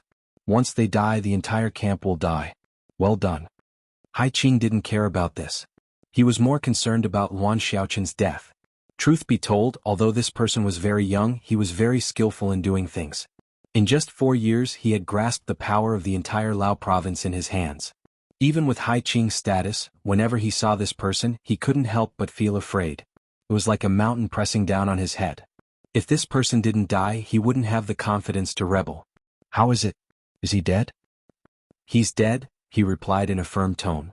Although Dou Lilong didn't know why there was no one in the sedan, he didn't intend to tell Hai Qing. Now was the time to rebel and he couldn't be distracted by anything. After hearing the news of Luan Xiaoqin's death, Hai Qing heaved a sigh of relief. Then Dou Lilong asked, "Did you kill He Guang?" "Killed him," Hai Qing, who also had a cunning mind, replied. He thought that He Guang wouldn't be able to recover in a short time. It wouldn't take long for the entire Laos province to change hands and become a part of Siam. If that was the case, that person wouldn't dare to show up again. What was the difference between that and being dead? Both of them kept it a secret from each other and raised their glasses to celebrate. Then they talked about the operation at night.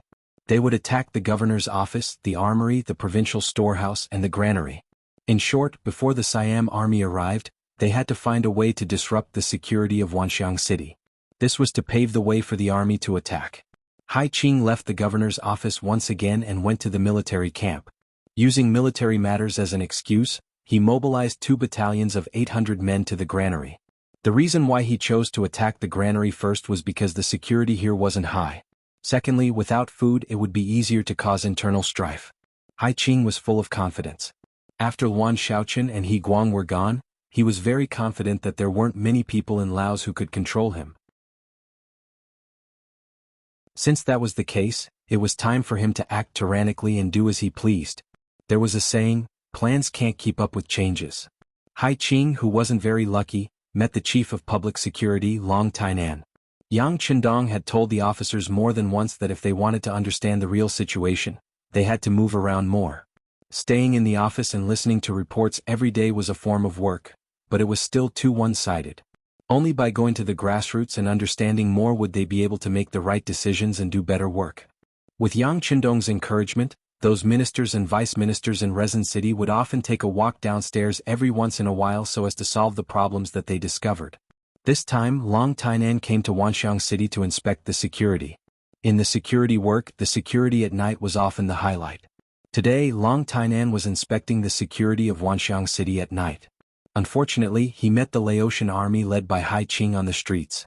When the two sides met, Long Tainan stopped and asked, "Which department are you from? It's so late, why are there so many people on the streets? What's the matter?" By right, the Ministry of Public Security had no jurisdiction over the army. However, Long Tainan was a minister. Even the governor of Laos, Yuan Shaoqian, was a level lower than him. Furthermore, he was from the cold front and had responsibilities. He couldn't help but think of the worst-case scenario when he encountered something. Hai Qing was also acting without orders. He was avoiding eye contact and was noticed by Long Tainan, which was why he asked.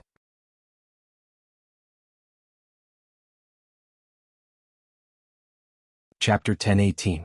Hai Qing was afraid that things would get out of hand. When he saw the head of Lao Province's Public Security Bureau accompanying them, his heart was pounding. Now that Long Tainan had opened his mouth to ask, he immediately thought that he had been exposed. Hai Qing, who was not mentally strong, only hesitated for a moment before saying, "We were ordered to take over the granary. Who are you?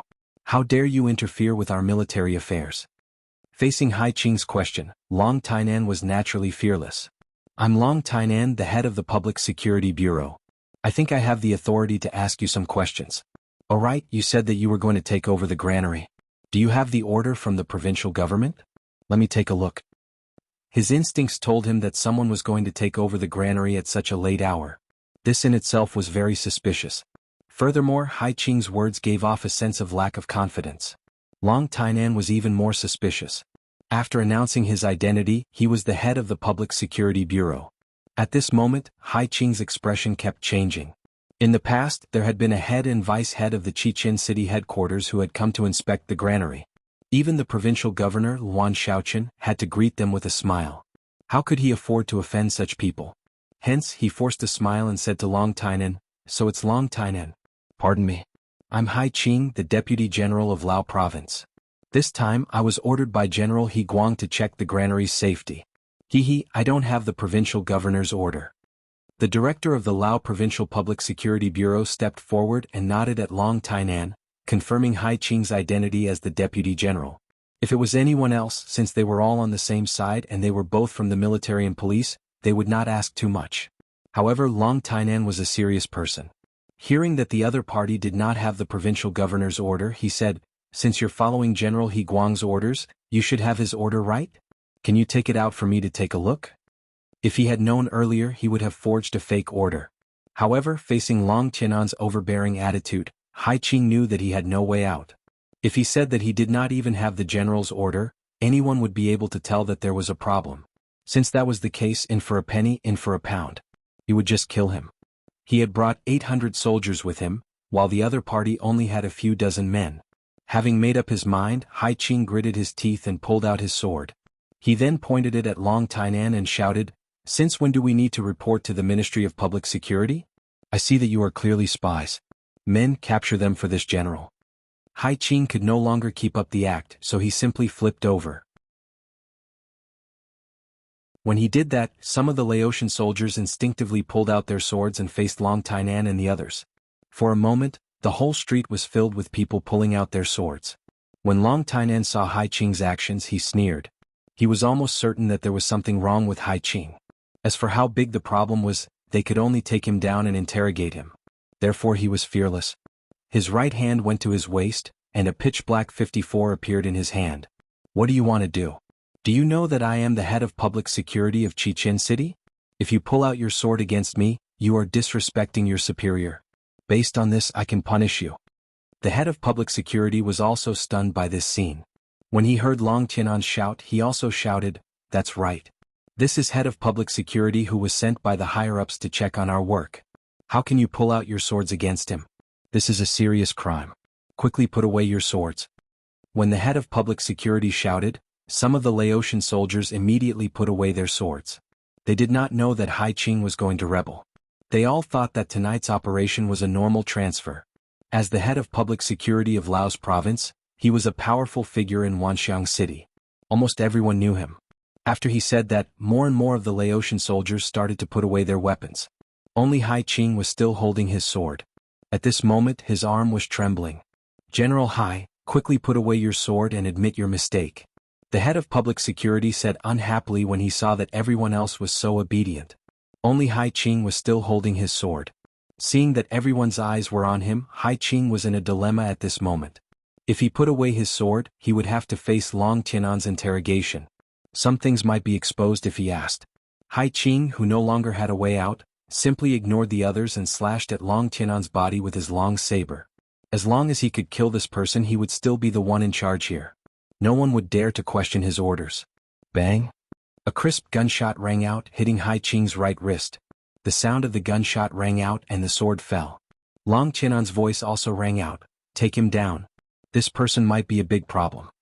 A group of public security soldiers rushed forward and held Hai Qing down. This scene was witnessed by the 800 Laotian soldiers, but no one dared to move. This was Hai Qing's mistake. He did bring 800 soldiers with him, but these people were not his soldiers. They were the soldiers of Laos province, Yangtze soldiers. When they saw a higher-ranking officer appear, they would instinctively stand aside and watch. This was because even they did not know what was going on. Long Tainan was indeed the chief of public security. He did things swiftly and decisively.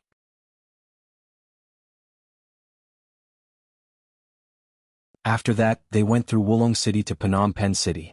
This position was less than 400 miles away from Suwon City. In order to achieve the goal of speed, before Yi Chili gave the order to attack, he did not even inform his ally, the Awad dynasty, to prevent the news from being leaked. Only a few generals knew about the news. When the army set off, they used the excuse of training as an excuse to hide it from Yang Xie's intelligence network. Only after Long Tainan captured Hai Qing did Yang Qindong hear about it for the first time. One could not blame the intelligence network for being late.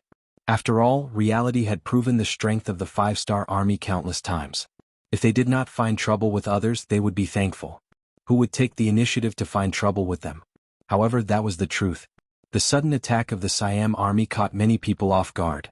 Not long after the news spread, Laos and Cambodia province were in a state of emergency. Telegrams asking for help were sent to Yang Qindong one after another. The action of the Siam army was equivalent to igniting the flames of war in the backyard. This was also out of Yang Qindong's expectations. However, he did not panic. Although the intelligence report said that the Siam army had 800,000 soldiers, which was quite scary, since ancient times he had always dealt with the situation accordingly. Since there was a problem, he just had to think of a way to solve it. Soon, Yang Qindong personally ordered the 5th Division of the Lu Army, the 1st Cavalry Division, and the 1st Cavalry Division of the new army in Changsha City to gather immediately. They had to prepare all the materials and equipment needed for battle and be ready to enter the battlefield at any time. They had to be ready to fight and win the battle. At the same time, Yang Qindong decided to speed up the pace of the attack. He knew that some things could not be delayed any longer. At the same time as the bad news came, there was also good news that reached Yang Qindong's ears. The palace of Resin City had confirmed that the first Madame, Hu Yin, was pregnant and had been pregnant for more than a month. This news made Yang Qindong, who had been frowning recently, smile.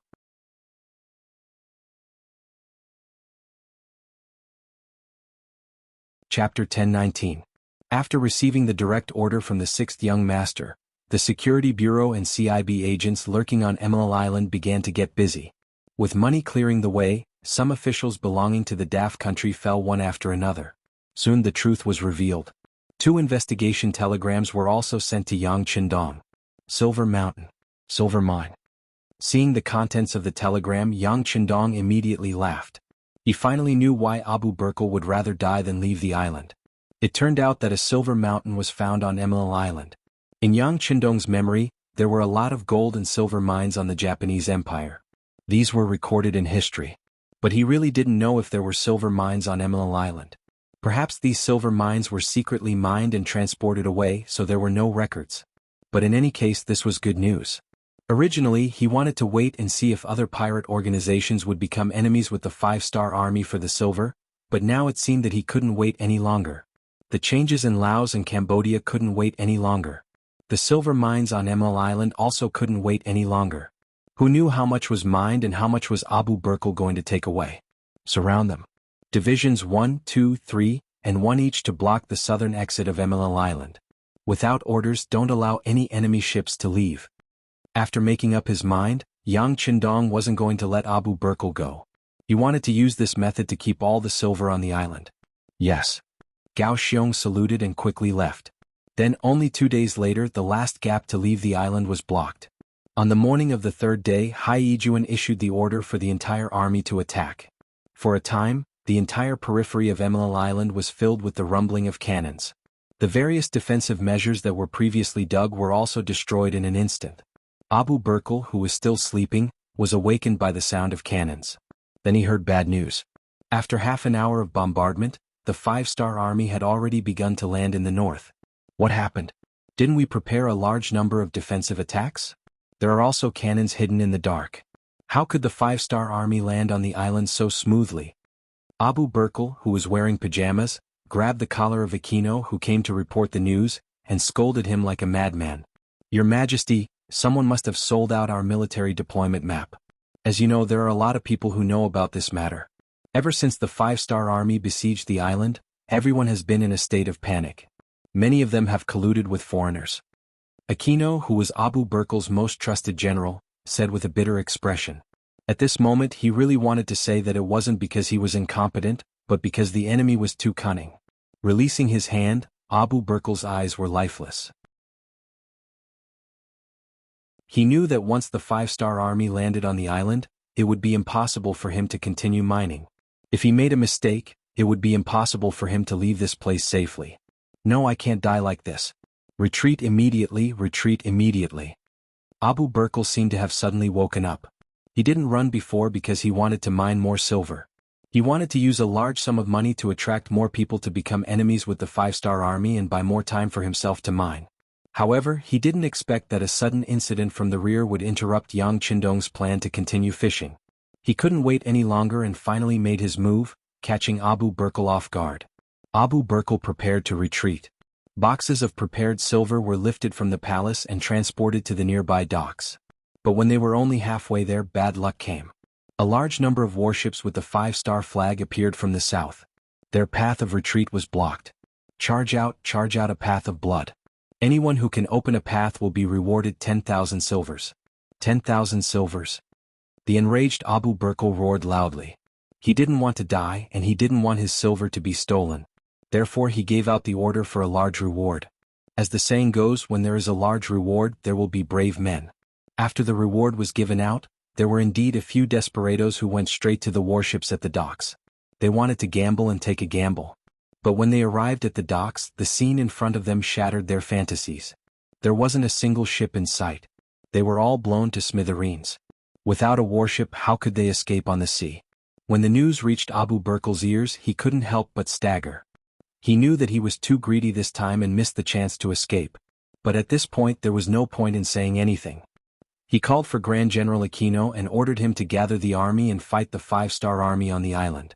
Abu Bakr and the others once again retreated to Marilag city in the royal capital.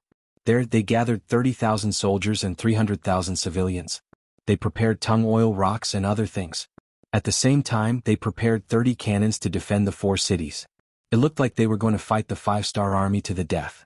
It was worth mentioning that there were still 5,000 Han civilians in the city. They were the descendants of the Han people that Abu Bakr ordered to find from the various islands.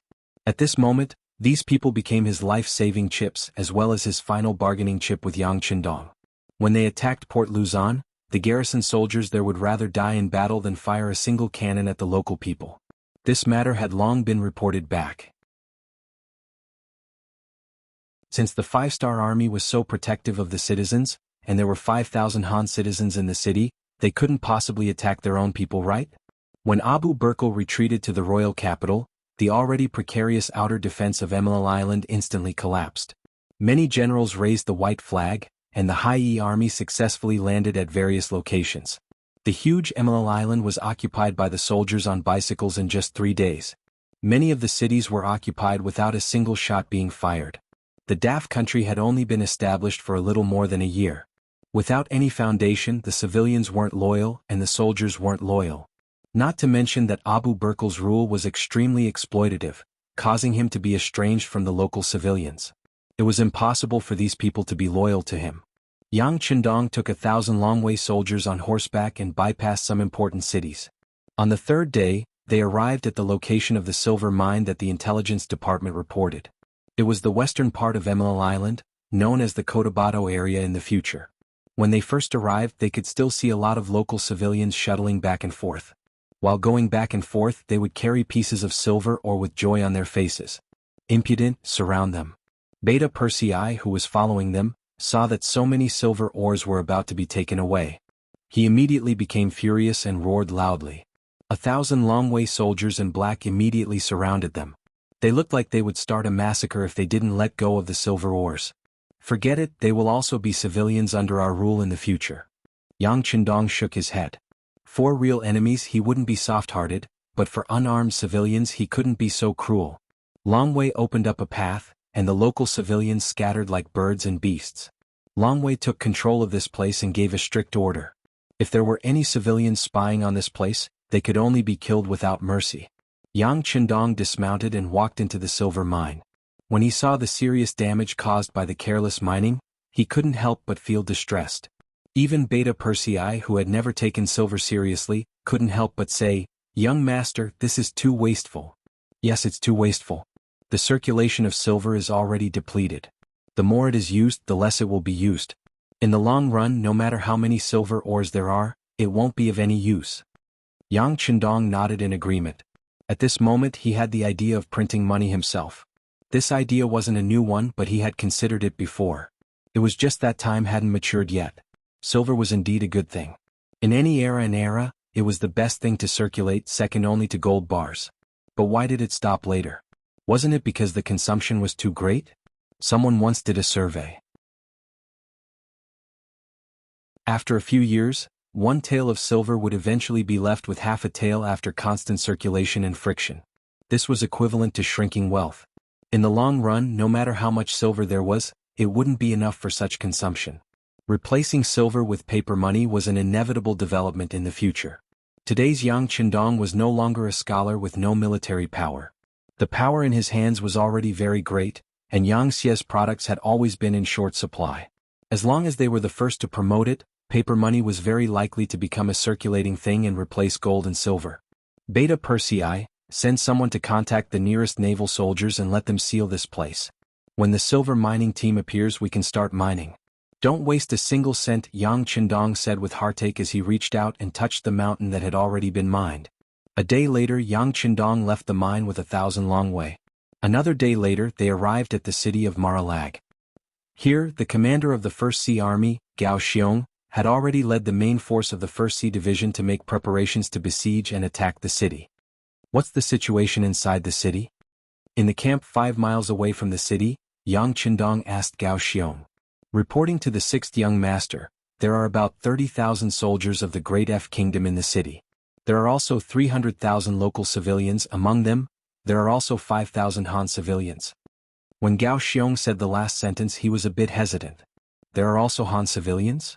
When Yang Chendong heard this, his eyebrows slightly raised. Obviously, this result was somewhat unexpected. Yes, they are all Han people and their descendants from the entire archipelago. Perhaps Abu Bakr knows about our policies towards the common people, especially the Han people, so he intentionally prepared this move to make us hesitate. Gao Xiong was a bit angry when he said this. Obviously, he was very angry at Abu Bakr's shamelessness.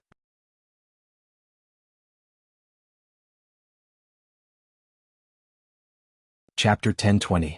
Yang Chendong was also very angry at this kind of behavior. However, this was war and not a game.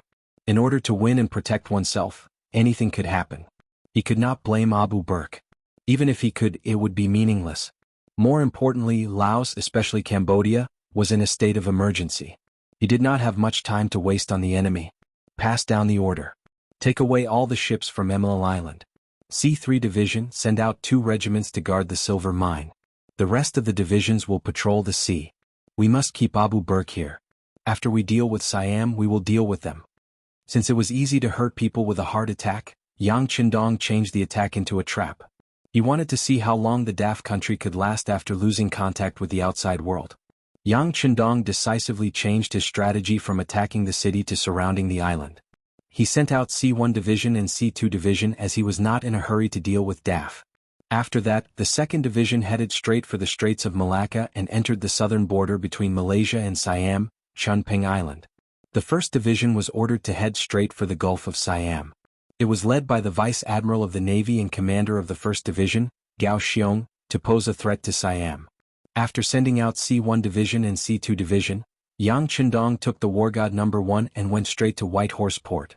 He wanted to bring 1,000 black flag long way, as the first batch of reinforcements. He wanted to teach Siam a lesson.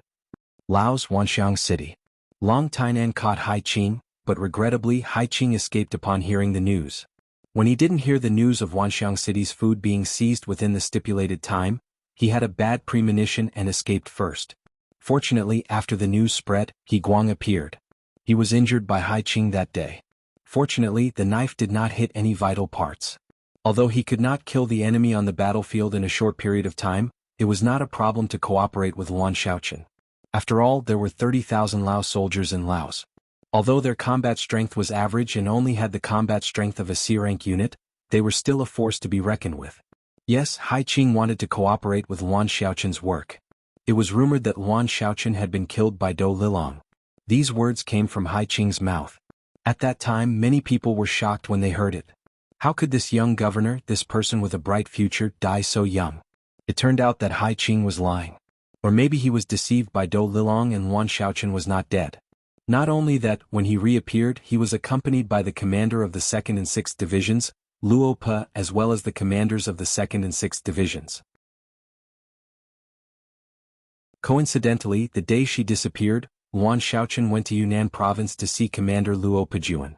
Although there was no evidence to prove that Siam was doing something wrong, and there was no news from any intelligence agency, the Siamese merchants had not received any goods from Laos for 2 months.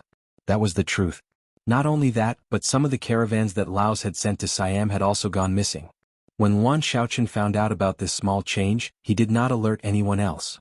Instead, he decided to go to the headquarters of the 2nd Division and ask for help from Luo Pe. If something happened, at least he would have soldiers at his disposal. Considering that it was all his own conjecture without any evidence, Luan Shaoqian did not alert Yang Chendong and his other colleagues from Laos. Instead, he went there on his own. In order to prevent others from discovering his whereabouts, he intentionally left the sedan behind and assigned 10 guards to disguise themselves as Lung Feng to escort the empty sedan to and from work. However, he did not expect to be ambushed by Do Lilong. His luck was really good. After Hai Qing was captured, Luan Shaoqian confirmed that Siam was going to mobilize their troops. Luan Shaoqian appeared with the 2nd Division and even arrived at Wanxiang City before Siam's General Gedden. When the 200,000 Siamese soldiers arrived at the city walls, they were greeted by the sight of the cold vanguard soldiers dressed in neat green uniforms standing on the walls of Wanxiang City. In the 5-star army, there was an obvious way to determine the strength of a unit. That was to see if they were wearing formal uniforms. For example, the 1st, 2nd, and 3rd Divisions of the Cold Vanguard Army were all dressed in military green uniforms when they were training and fighting in battles. Another example was the High 1st and 2nd Divisions of the Lung Feng soldiers. They were both in white and sky blue uniforms. Other than that, there were not many units that had the same uniform. For example, the 1st Cavalry Division had earned the right to wear this uniform due to their strong combat ability. Another example was the new division of the Grassland Army. As they had been out fighting for many years, they had achieved great military merits and many of them were also in formal uniforms. Other than that, there was a portion of the new division, the newly formed new 2nd Army, and the Mabe Division that did not have the right to wear formal uniforms. Not to mention the Laos Army, which was a local 3rd Division, did not have the right to wear formal uniforms.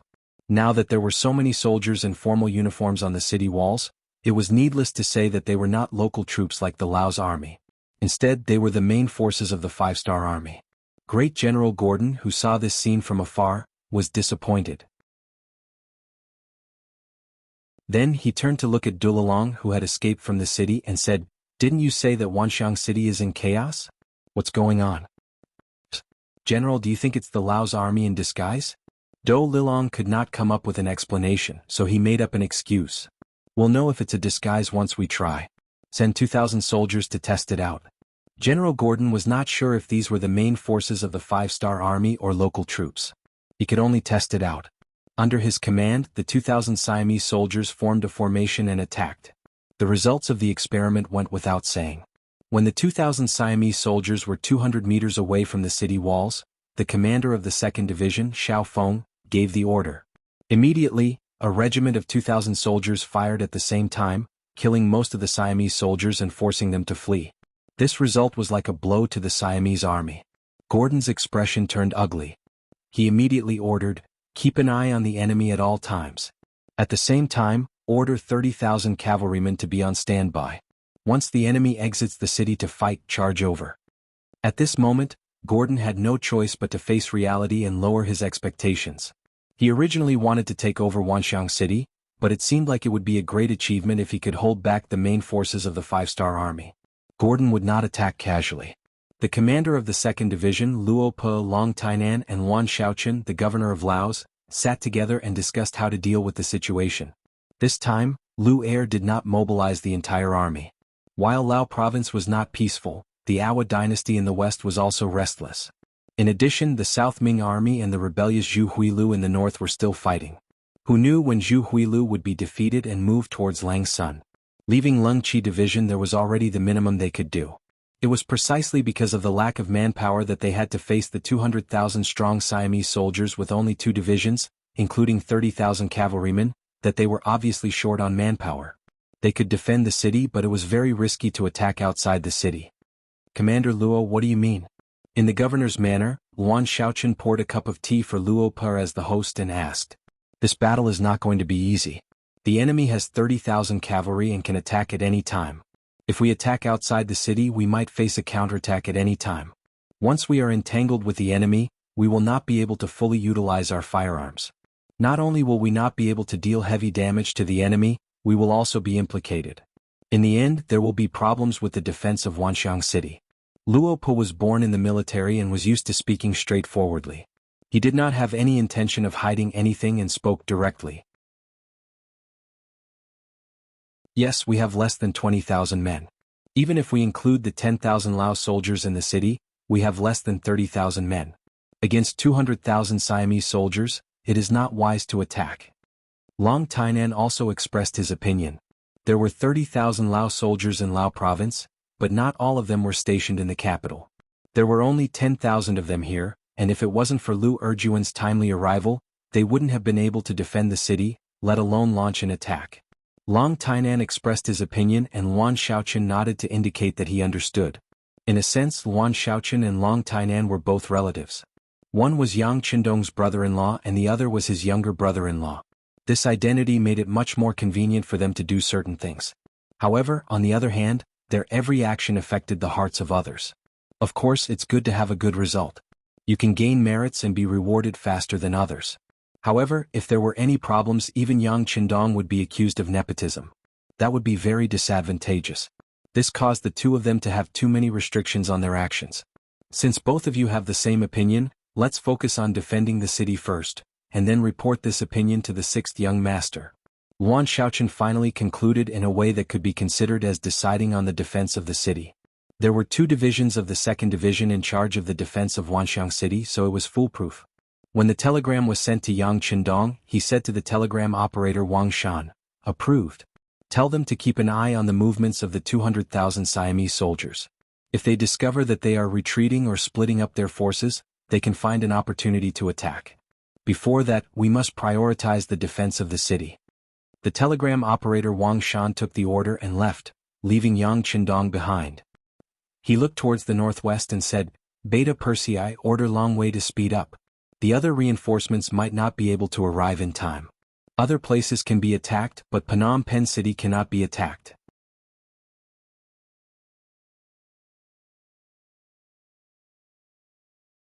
Chapter 1021.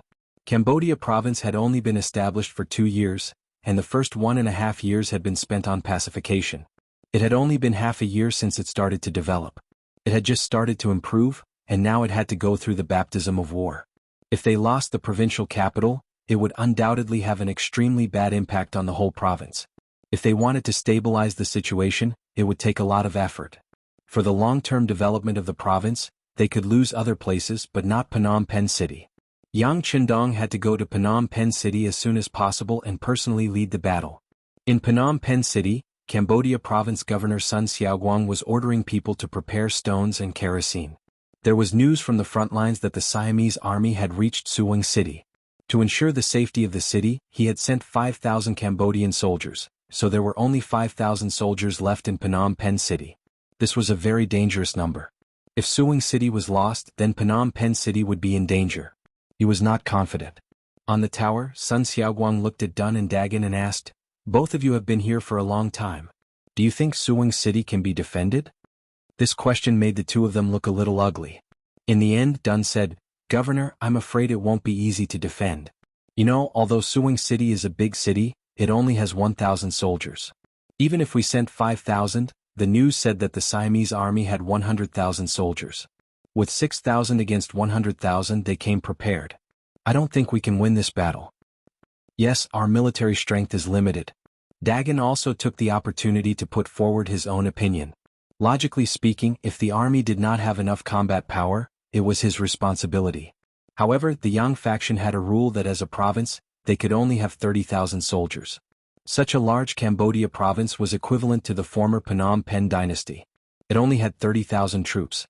Usually, it could suppress bandits and maintain the stability of the region. However, when it came to a real army, it would be difficult for it to fight against them. How could Sun Xiaoguang not know what Dun and Dagon were talking about? However, if there were too many troops in a province, not only would it increase their burden, it would also be a hidden danger. Once someone took the opportunity to stir up trouble, the greater the number of troops, the greater the destructive power. Therefore, he agreed with Yang Qindong's decision to not allow more troops to be deployed in the province. This also meant that in the event of an external invasion, the only way was to ask for reinforcements. I know what you two are thinking. We just have to do what we need to do. I believe that it won't be long before reinforcements arrive. At that time, we'll be able to take back everything we've lost. We also have to believe that Vice Governor Ding Ding Wei in Suwon City, he will definitely be able to hold on until our reinforcements arrive. Sun Xiaoguang could only use this method of encouragement. However, even he himself did not know when the reinforcements would arrive. After waiting anxiously for a day, bad news came. Suwon City was in danger. The Siamese army was much faster than they had expected. They had sent 5,000 reinforcements to surround Suwon City first. Then they lured the 5,000 Cambodian soldiers into the encirclement and killed them. After destroying the 5,000 Cambodian soldiers, Suwon City had no external help and was in imminent danger. Taking advantage of this, the 5,000 Siamese army vanguard went straight to Phnom Penh City. The news was sent back by the scouts at the front. After hearing the news, Sun Xiaoguang was shocked. He immediately went to the city tower and ordered that no one was allowed to open the city gate except for his orders. Otherwise, they would be charged with the crime of collaborating with the enemy. At the same time, he called the president of the Chamber of Commerce, Dun, and asked him to pay close attention to the status of the other members of the Chamber of Commerce. Businessmen had always been mercenary and it was difficult for them to be loyal. It was normal for Sun Xiaoguang to have such concerns. After receiving the order, President Dun immediately said that he would do his best to protect the Chamber of Commerce and ensure that there would not be any problems. The former Prime Minister of the Phnom Penh dynasty had been living a very comfortable life recently. After becoming a businessman, there were no more restrictions. He did not have to worry about other people's opinions when he spent money. In addition, he had a lot of real power as the president and earned a lot of money for him. He had already taken in 3 concubines. He had money and beautiful women to accompany him and did not have to worry about being impeached. He would never allow anyone to destroy such a good life. Even if it was for himself, Dun would do his best. Sun Xiaoguang trusted him. After seeing President Dun off, he went up the city tower with General Dun and waited for the first wave of enemies to appear. In the early morning of the next day, the Siamese army appeared from the top of the tower of Phnom Penh. They waved all kinds of military flags and happily came to Golden Rim City. It seemed that whoever was a step slower would have fewer benefits. Tell the soldiers to prepare their bows and arrows. General Dun of Cambodia entered the role of commander. At the same time, Governor Sun Xiaoguang also began to command the people in the city to deliver defensive items to the city tower. President Dun of the Chamber of Commerce also came with a group of Chamber of Commerce members. In order to protect Phnom Penh City and their own industries, they all had money and things. It was a busy scene. Young master, the enemy has appeared. There are 5,000 of them. In a barren mountain 8 miles outside Phnom Penh City, Beta Persei told Yang Chindong, who was resting against a big stone. They rushed all the way and finally arrived at noon yesterday. However, Yang Chindong was not in a hurry to enter the city. He wanted to see how Phnom Penh City defended against the enemy and whether they could defend in this difficult environment. After several days of hurrying on the road, the 1,000 Shadow Cavalry finally got a good rest. Finally, the enemy that they had been waiting for had arrived. Is that so? Order the scouts to keep an eye on every movement in the distance. At the same time, let everyone have a good rest. The war is coming. Yang Chindong opened his eyes and said this. After that, he closed his eyes again and rested. As the founder of the Yang faction as well as one of the core figures, there were too many things that he needed to do. He needed to seize every moment of rest that he could get. On the city tower of Phnom Penh City, Governor Sun Xiaoguang and others did not know that the 6th young master was 8 miles away from them. At this moment, all their attention was on the enemy below the city. When the 5,000 Siamese vanguard arrived at the city, they first shouted to persuade the enemy to surrender. They said that the 100,000 Siamese army was behind them and could arrive at any time. If they surrendered now, they could save their lives. Otherwise, when the army arrived, it would be difficult to save their lives even if they wanted to surrender. For this kind of persuasion, General Dun of Cambodia responded with action. A volley of arrows rained down, forcing them to retreat repeatedly after shouting, cursing incessantly. Since it was useless to persuade them to surrender, the next step was to attack the city. The 5,000 vanguard divided into 4 groups and attacked the 4 city gates. In a one-on-one battle with such a ratio of attack and defense, there was almost no suspense about the result. After a day of siege, the Siamese army did not gain anything other than hundreds of dead bodies and hundreds more wounded. The Siamese army was not in a hurry to attack the city. Instead, they gathered in one place and set up camp. They were waiting for the main force of the Siamese army to arrive. When that time came, they would attack the city with all their might and kill. The sky was dark.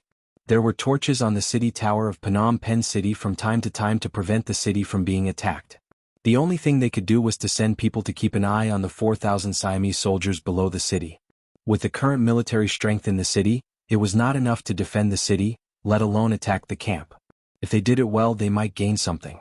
But if they did not do it well, it was tantamount to opening the city gate for the enemy to enter. Neither Governor Sun Xiaoguang nor General Dun dared to take such a risk. They seemed to know that the Cambodian army would not leave the city easily. The Siamese army below the city was not in a hurry. They only arranged for 500 soldiers to be on guard, and those who were supposed to sleep went to sleep. The army in the city did not dare to attack, so the garrison outside the city naturally did not have to worry about it. However, they neglected the existence of one person, Yang Chindong, and 1,000 Black Knights who had arrived a day earlier. It was not an exaggeration to say that the Black Knights were 1 in 1,000. According to Yang Chindong's 8 characters, the ferocity of the wolf, the loyalty of the dog. The Black Cavalry, which numbered only 1,000, was an existence that even the world's #1 cavalry division, which was famous for its cavalry, found difficult to deal with. In an exercise, 1,000 Black Knights had defeated 3,000 warriors of the 1st Cavalry Division. Even Division Commander Tian, who had a headache when faced with the Black Knights, who were heavily protected, including their war horses. The Black Knights, which deserved to be called the #1 Cavalry, were going to attack tonight. Their target was the 5,000 Siamese enemies below Phnom Penh City. The Black Knights, who had rested for a day and a night, were at their strongest state, and their killing intent was at its peak. The 6th young master had already said that they could kill tonight. They did not need to take prisoners. They only needed to watch. They wanted to use this battle to teach the incoming Siamese army a lesson. They wanted to let them know the serious consequences of going against the 5-star army. In the dark night, after Yang Chindong gave the order, he took the lead and moved forward.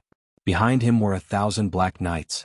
They were originally fully armored, and with the cover of the Black Manor, even if they were 10 meters away, it would still be very difficult to discover their tracks. Under the leadership of Yang Chindong, the 1,000 Black Knights did not choose to attack immediately. Their equipment was too heavy, so they were not suitable for long-distance attacks. They came carefully until they were only 3 miles away from the enemy camp. When they could see the torches of the enemy camp, Yang Chindong's right hand reached for his waist, and a steel sword immediately appeared in his hand. Brothers, follow the young master and charge.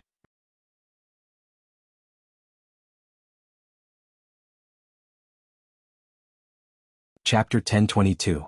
Charge. The 1,000 black knights who could not wait any longer shouted loudly.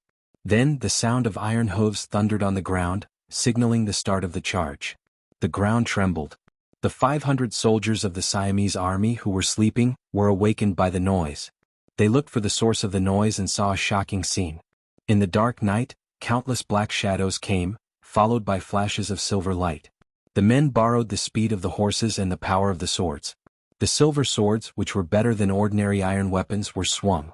Countless heads flew and countless weapons were cut in half. The appearance of the Black Knights took the Siamese army by surprise. The 500 soldiers were chopped down like vegetables. In just one exchange, 300 of the 500 soldiers had fallen. Under such a powerful force, the remaining Siamese soldiers had lost the courage to fight. They covered their heads and ran away, screaming for help. Some of the more timid ones even knelt down and surrendered. The appearance of the Black Knights was like the Grim Reaper in the dark night. The powerful combat strength they displayed was daunting. There was no way to resist at all. The 500 well-prepared Siamese soldiers were so vulnerable, let alone the other Siamese soldiers, who had been tired from the siege for a day. Many of them had their tents torn open while they were still asleep, and they lost their heads in their sleep. Against an enemy that was 4 times their number, the Shadow Cavalry showed their strength and ferocity. Every time they swung their swords, an enemy's head would be cut off. Every time the horses galloped, red blood would flow, and the screams of countless enemies would be heard. The scene below the city quickly alerted the Cambodian soldiers on the city tower. The news was reported to Governor Sun Xiaoguang and General Dagan. They rushed to the city tower and saw that the Siamese army was almost completely wiped out. "It's the Black Knights. It's Long Wei. It's the 6th young master." Governor Sun Xiaoguang, who was knowledgeable, used the only night vision telescope in the city to see what was happening below the city. Then he could not help but scream in excitement. Only Yang Qindong's appearance had such an influence to make a provincial governor lose his composure. "Quick, open the city gate. Let's go out and welcome the 6th young master." Sun Xiaoguang was so excited that General Dagan couldn't believe what he was hearing. Was this still the calm and steady Governor Sun? Under Sun Xiaoguang's urging, the city gate was opened. He led General Dagan and 3,000 Cambodian soldiers out of the city. At this time, the battle outside the city had ended. In less than 2 hours, nearly 5,000 Siamese soldiers had been wiped out. It seemed shocking, but it was not a big deal that a Black Knight only needed to kill 4 to 5 people. Outside the city gate, someone was leaving the city. Naturally, a Black Knight reported the matter to Yang Qindong. Under the protection of Beta Persei and the others, Yang Qindong rode his horse and saw Sun Xiaoguang with the help of the torchlight. At this moment, Sun Xiaoguang also saw Yang Qindong. From afar, he knelt on the ground and shouted, "6th young master, long live the 6th young master." As Sun Xiaoguang knelt, the people around him also knelt and shouted, "Long live the 6th young master." People in this era were deeply influenced by the feudal society. It was common for people to kneel on the ground. "Get up." Yang Qindong was already numb to it. It could even be said that he was used to it. After Governor Sun Xiaoguang received permission, he stood up and took a few steps forward to Yang Qindong. He said excitedly, "6th young master, have the Siamese soldiers been wiped out?" "They've all been wiped out. No one survived. Since you're here, I'll leave the matter of Lijiang Taoist Temple to your Cambodian army." Yang Qindong had a warm smile on his face. As soon as he finished speaking, General Damien immediately stood at attention and saluted. Then a large number of Cambodian soldiers went to the chaotic Siamese camp ahead. Governor Sun Xiaoguang was left behind. Before he could ask, Yang Qindong took the lead and said, "This time, I'm the only one who came in advance with 1,000 Long Wei soldiers. The other reinforcements are coming here one after another. As long as we can hold on for a while, the danger will be gone. By the way, what's the situation here now?" Hearing that only the 6th young master came with 1,000 Long Wei soldiers, Sun Xiaoguang was shocked. There were 5,000 Siamese soldiers here, but they were all killed by 1,000 people. It was said that the 6th young master's Long Wei soldiers were invincible on the ground. It seemed that it was not an exaggeration.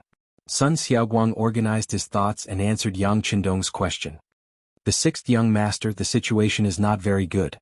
Previously, in order to solve the siege of Suwang City, I sent 5,000 Cambodian soldiers.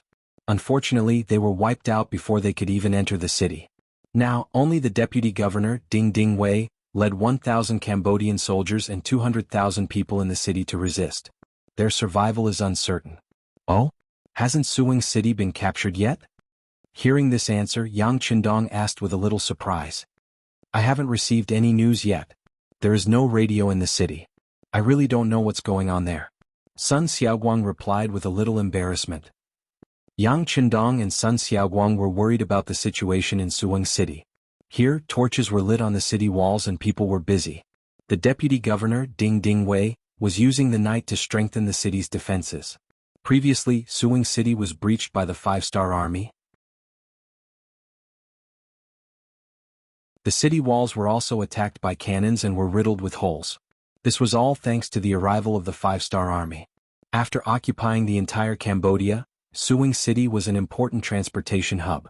The city walls were strengthened, and because of this, the city was able to withstand the attacks of 100,000 Siamese soldiers for several days.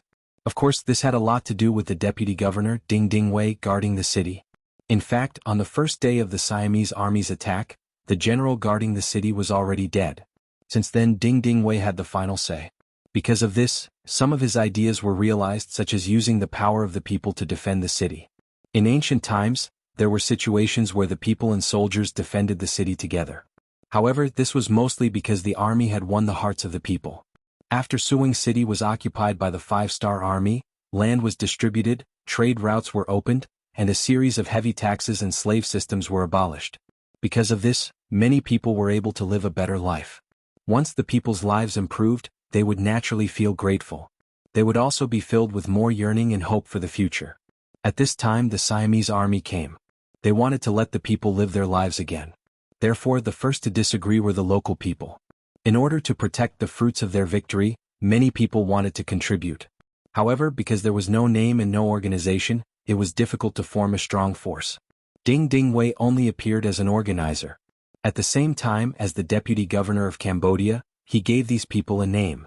In this way, the power of the people was maximized. The originally weak city became a nail that was fiercely stabbed into the wall. The Siamese army could do nothing about it.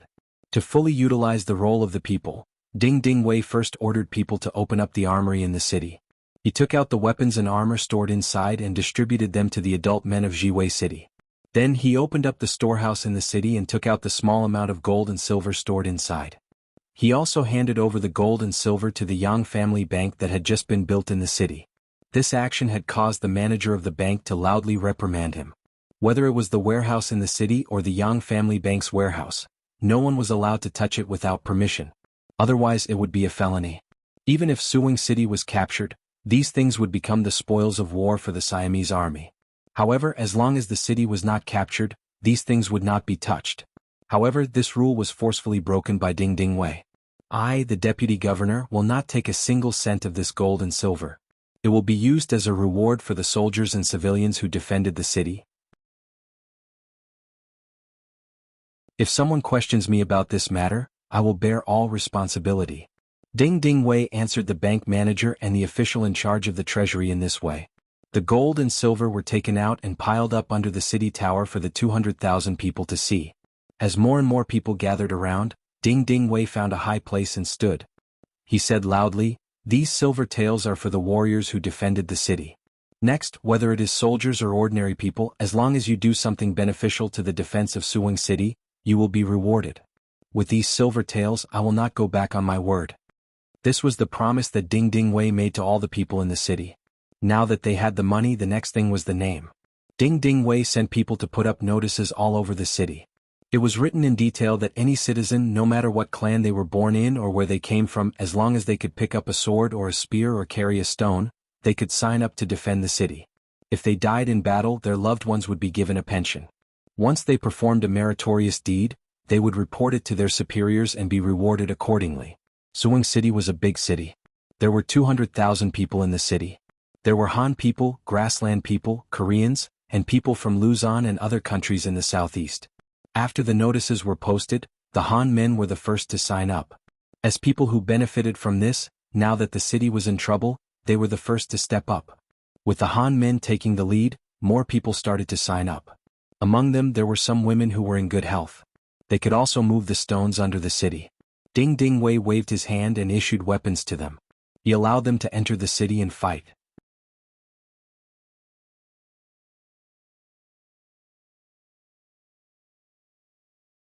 Chapter 1023. As a result, Suwing City, which originally only had 1,000 Cambodian soldiers, was filled with soldiers. In a short period of time, more than 10,000 people had signed up to defend the city. Ding Ding Wei divided them into groups and tried to make sure that every group had some soldiers who knew how to fight. That way, with a leader, they would have a higher chance of winning the battle. The courage of the people was very good. Whether it was to protect their homes, their families, and the fruits of their labor, or because of the rewards, they all climbed up the city walls without exception. However, when it came to fighting with the enemy as they had not been trained, their weaknesses were quickly exposed. For example, some people were so nervous that they didn't wait for the Siamese army to climb up the siege ladders. They threw the stones down the ladders, but it didn't work. Some people were so nervous that they threw their swords down the ladders. When they realized that the enemy had climbed up the ladders, they threw their swords down. They had no choice but to fight the enemy unarmed. Some people saw people around them fall down. They saw blood flowing all over the ground. Some people's heads were chopped in half. Some people's intestines were flowing out of their stomachs. They couldn't help but vomit. They didn't have the strength to do anything. Too many accidents happened, and because of that, the number of deaths increased. Cries of agony filled the city walls. Ding Ding Wei did not cry. It was not that he did not want to cry, but that he could not. As the only commander, as the backbone of everyone, he could not show the slightest bit of soft-heartedness. The only thing he could do was to distribute the gold and silver to the families of those who had rendered meritorious service and the fallen warriors, keeping his promise. As a result, the limited amount of money soon shone. In the end, Ding Ding Wei had to write IOUs. According to him, as long as they could defend Suwing City, they could come to him with IOUs. He would pay them one by one. Regardless of whether they received the money or IOUs, at least they had hope for the future. On the other hand, once Suwing City was breached, everything they had now would be for naught. Even if it was for their own future, they had no choice but to defend the city. With such a firm belief, countless people picked up their swords and spears and rushed up the city walls. They resisted the onslaught of the 100,000 Siamese army. General Tong Si, who was leading the army, was originally full of confidence in taking down Suwing City. At one point, he had thought that he would be able to take down a city with only 1,000 defenders in less than half a day. However, he had already wasted nearly 10 days here, and he was still unable to take over the city. This made him very angry. What made him even angrier was that news came from the front, saying that the 5,000 vanguard troops sent out had all been killed at the foot of Golden Rim City. The 5,000 heads were made into a statue, which stood at the foot of the city as a warning to the world. Rebellion, rebellion. Hearing that the attack on Golden Rim City was not going well, General Pomelos was furious and ordered to continue attacking Suwing City. He might be able to bypass this place, but if the attack on Golden Rim City did not go smoothly, he would not even have a base for his rear. If that was the case, how were they going to treat the injured if there were too many? Once the rations were insufficient, it would be very troublesome to transport them. In the long run, Suwing City had to be taken down. Otherwise, they wouldn't be able to carry out their plans. At the foot of Suwing City, the sound of the bugle horn became more urgent. More and more ladders were sent out and more soldiers were sent out to attack. However, all of this was in the hands of the soldiers and soldiers of Suwing City. They were still unable to succeed. Day after day of attack, in addition to losing more and more lives, Suwing City was still standing on this piece of land, and the 5-star flag was still flying high above the city. The siege of Suwing City was still ongoing. Under the leadership of Gao Xiong, the 1st Sea Division rushed all the way to the Gulf of Siam. Here they encountered the 50,000 Siamese navy who were already prepared.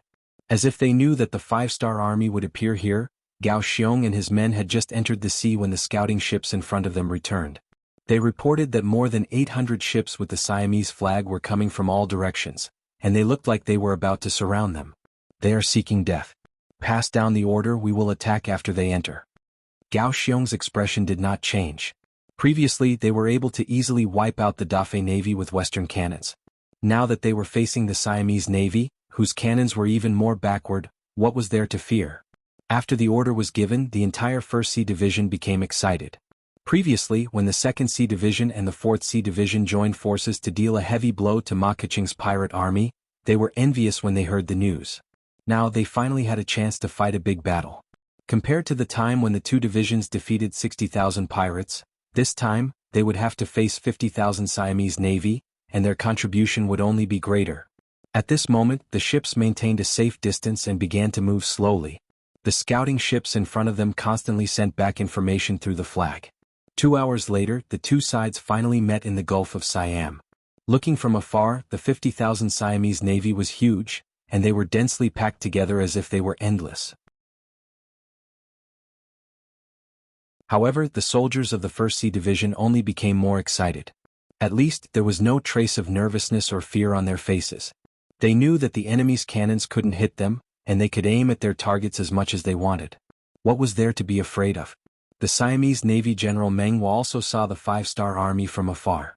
When he saw that there were more than 100 ships, which was less than 1/6 of their strength, his face was full of confidence. "Haha, order the entire army to attack and surround them. Don't let a single one of them go." Before the news of Ma Keqing's defeat had spread, the Siamese Navy had already sent themselves to their deaths. This was the tragedy of the lack of information. This was destined to be a battle without suspense. At the same time, it was also destined to be an unequal naval battle. The naval battle of Jiawu was an unequal naval battle. The difference in the tonnage of the warships of the two sides was too great, which led to the crushing defeat of the Qing dynasty. The current naval battle of the Gulf of Siam was the same. The power of the cannons, especially the attack range, was completely different. Before the battle, the outcome was already decided. The Siamese Navy, equipped with a small number of cannons, still relied on bows and spears for close combat. When they were 5 miles away from the 5-star Army's 1st Sea Division, and were still moving at full speed to engage in close combat, the sound of cannons suddenly rang out. The Siamese Navy was completely unprepared. The warships at the front were hit one after another. Some sank slowly, some broke into two, and some burst into flames. Soon they were completely thrown into chaos. In contrast, the 1st Sea Division advanced with speed. While the cannons roared, the 4 regiments and 1 division's battalion advanced in 5 different directions. One by one, the Siamese ships entered their line of sight and became the target of their cannons. The Siamese soldiers were completely outmatched in terms of military strength and weaponry. The Siamese soldiers did not even have the ability to defend themselves. In the end, one by one, they were hit by the cannons and sank into the sea without a trace. After only half an hour, the Siamese Navy, whose formation was completely messed up, began to retreat. After witnessing the power of the 5-star Army's cannons, they finally saw the gap between them. They knew that if they continued to fight, they would only be sending themselves to their deaths. The Siamese Navy's General Meng Huo led the retreat, wanting to leave the battlefield. Hence, the cannons of the 1st Sea Division started to expand. From the previous 5 to 6 miles, the current 8 miles, 10 miles, and finally 12 miles, 13 miles. In terms of speed, the 5-star Army ships were not only larger but also faster. From start to finish, they were chasing the enemy. Often, the faster the Siamese ships ran, the faster they ran. The cannons continued to bombard, and time after time, the results of the battle continued to expand. This battle lasted from noon to night, from night to dawn, and from dawn to noon. This continued for 2 days before it finally came to an end. 50,000 Siamese soldiers and 800 ships were sunk within 48 hours. More than 200 ships had no choice but to raise their white flags and surrender. In the end, only General Meng Huo managed to bring 30 ships back to the port. Then the port was bombarded by cannon fire. Other than General Meng Huo, who was quick to escape with more than 2,000 men, the other 3,000 Siamese soldiers who were guarding the port were also killed by the cannon fire. In this battle, the Siamese Navy was completely annihilated, causing the seemingly powerful Siamese to become a country without ships. The 1st Sea Division continued to pursue. Other than leaving behind a few ships to take over the captured ships, the main force continued to occupy Gi and Sarm Islands, and finally reached the capital of Siam, Bangkok. If not for the fact that the capital was too far away from the coastline, the 1st Sea Division would have already bombarded Bangkok. The Siamese Navy was completely annihilated, and the 5-star Army actually chased them all the way here. While they occupied the pier, they were less than 300 miles away from Bangkok. The moment the news spread out, the King of Italy was scared out of his wits. Before he hurriedly sent out another Grade 2 General, Naic, to lead 100,000 troops to defend the coast with Meng Huo. This was to prevent the 5-star Army from charging onto land and threatening their south. The annihilation of the Siamese Navy caused a crisis in their south. At the same time, it also meant that the initial Siamese attack in the 5-star Army defense had turned into a stalemate. Without enough troops, the 1st Sea Division did not venture onto land. They only faced off against the 100,000 Siamese soldiers, occasionally firing a cannon to intimidate them. In Wanxiang City, Governor Luan Shaochen was constantly mobilizing troops from the province to prepare for a counterattack. In Suing City, the cost of defending the city every day was more than 1,000 men. However, Deputy Governor Ding Dingwei did not back down. He held on and waited for an opportunity to be rescued.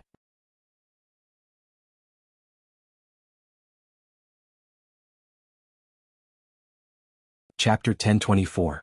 In comparison, Phnom Penh City, which was their target, was very calm as Suing City had not been taken down yet. Especially after the 5,000 Siamese vanguard troops were wiped out by Yang Qindong and the Black Cavalry, Siam Grade 2 General Tong Chi did not send anyone to attack. Since the enemy did not attack, Yang Qindong was ready to counterattack. The reason he made this decision was because a portion of the reinforcements had arrived. The 5th Division of the Lu Army had entered Cambodia from Chichen City and arrived at Phnom Penh City at noon. Yang Qindong personally went out to welcome the arrival of the 5th Division. Along with him were the Cambodian Governor Sun Xiaoguang, the Cambodian General Don, and the Chamber of Commerce President Dun. Dun appeared here to thank the army. Yang Qindong appeared with a group of merchants from Golden Rim City. They brought a lot of meat and hot meals. General Dagan came here to prepare for a joint attack. After discussing with Governor Sun Xiaoguang, Yang Qindong made a decision to counterattack the Siamese army and save Suing City. Yang Qindong did not know what had happened in the city to be able to hold on until now. However, his intuition told him that without troops and food, they would not be able to hold on for long. If he did not send reinforcements, once the city was broken, the situation would change. With the arrival of the 5th Division, Don was prepared to bring 3,000 Cambodian soldiers to work with him. Along with the 1,000 Black Cavalry, they had more than 10,000 men. If they suddenly entered the battlefield, it would have a good effect. Yang Qindong left 2,000 Cambodian soldiers with the provincial governor, Sun Xiaoguang, and told them that 2 cavalry divisions from the grassland were on their way here, and that no matter what happened, they were not allowed to open the city gate until they saw reinforcements. Yang Qindong then led more than 10,000 troops north. Suing City. Just as Yang Qindong expected, it was really difficult to defend. After all, it was a group of untrained civilians defending the city. They relied solely on their bravery. However, after defending for so long, the number of casualties was already very high, especially after the death of the 1,000 Cambodian soldiers who were originally guarding the city. There were no trained veterans on the city tower, and the situation could collapse at any time. Ding Dingwei had already climbed up the city walls many times to encourage everyone. The square in the city was filled with corpses. After a rough calculation, there were 20,000 dead and 30,000 injured. All in all, the Siamese army only had 10,000 casualties. This was the difference between untrained civilians and soldiers on the battlefield. Ding Dingwei didn't know how many nights he hadn't slept. When he was too sleepy, he would just find a place to sleep for a while. He felt as if his spirit was about to collapse. Anyone who found him and wanted to talk to him had to shout loudly. Otherwise, his ears wouldn't be able to hear any words. Even in such an atmosphere, Ding Dingwei was still holding on. He could not fall because he was the god of the Suwon people. If anything happened to him, the people who had gathered together would quickly disperse. When faced with the Siamese army attacking the city, they would not be able to resist at all. After another difficult day of defending, the Siamese finally stopped beating the war drums and the soldiers retreated like the tide. Ding Dingwei could not help but wobble and fall to the side with his eyes closed. A soldier who had followed him for many years quickly caught him. His eyes were full of tears. In the past 20 days, his master hadn't slept properly. He really didn't dare to imagine how his master had managed to get through it.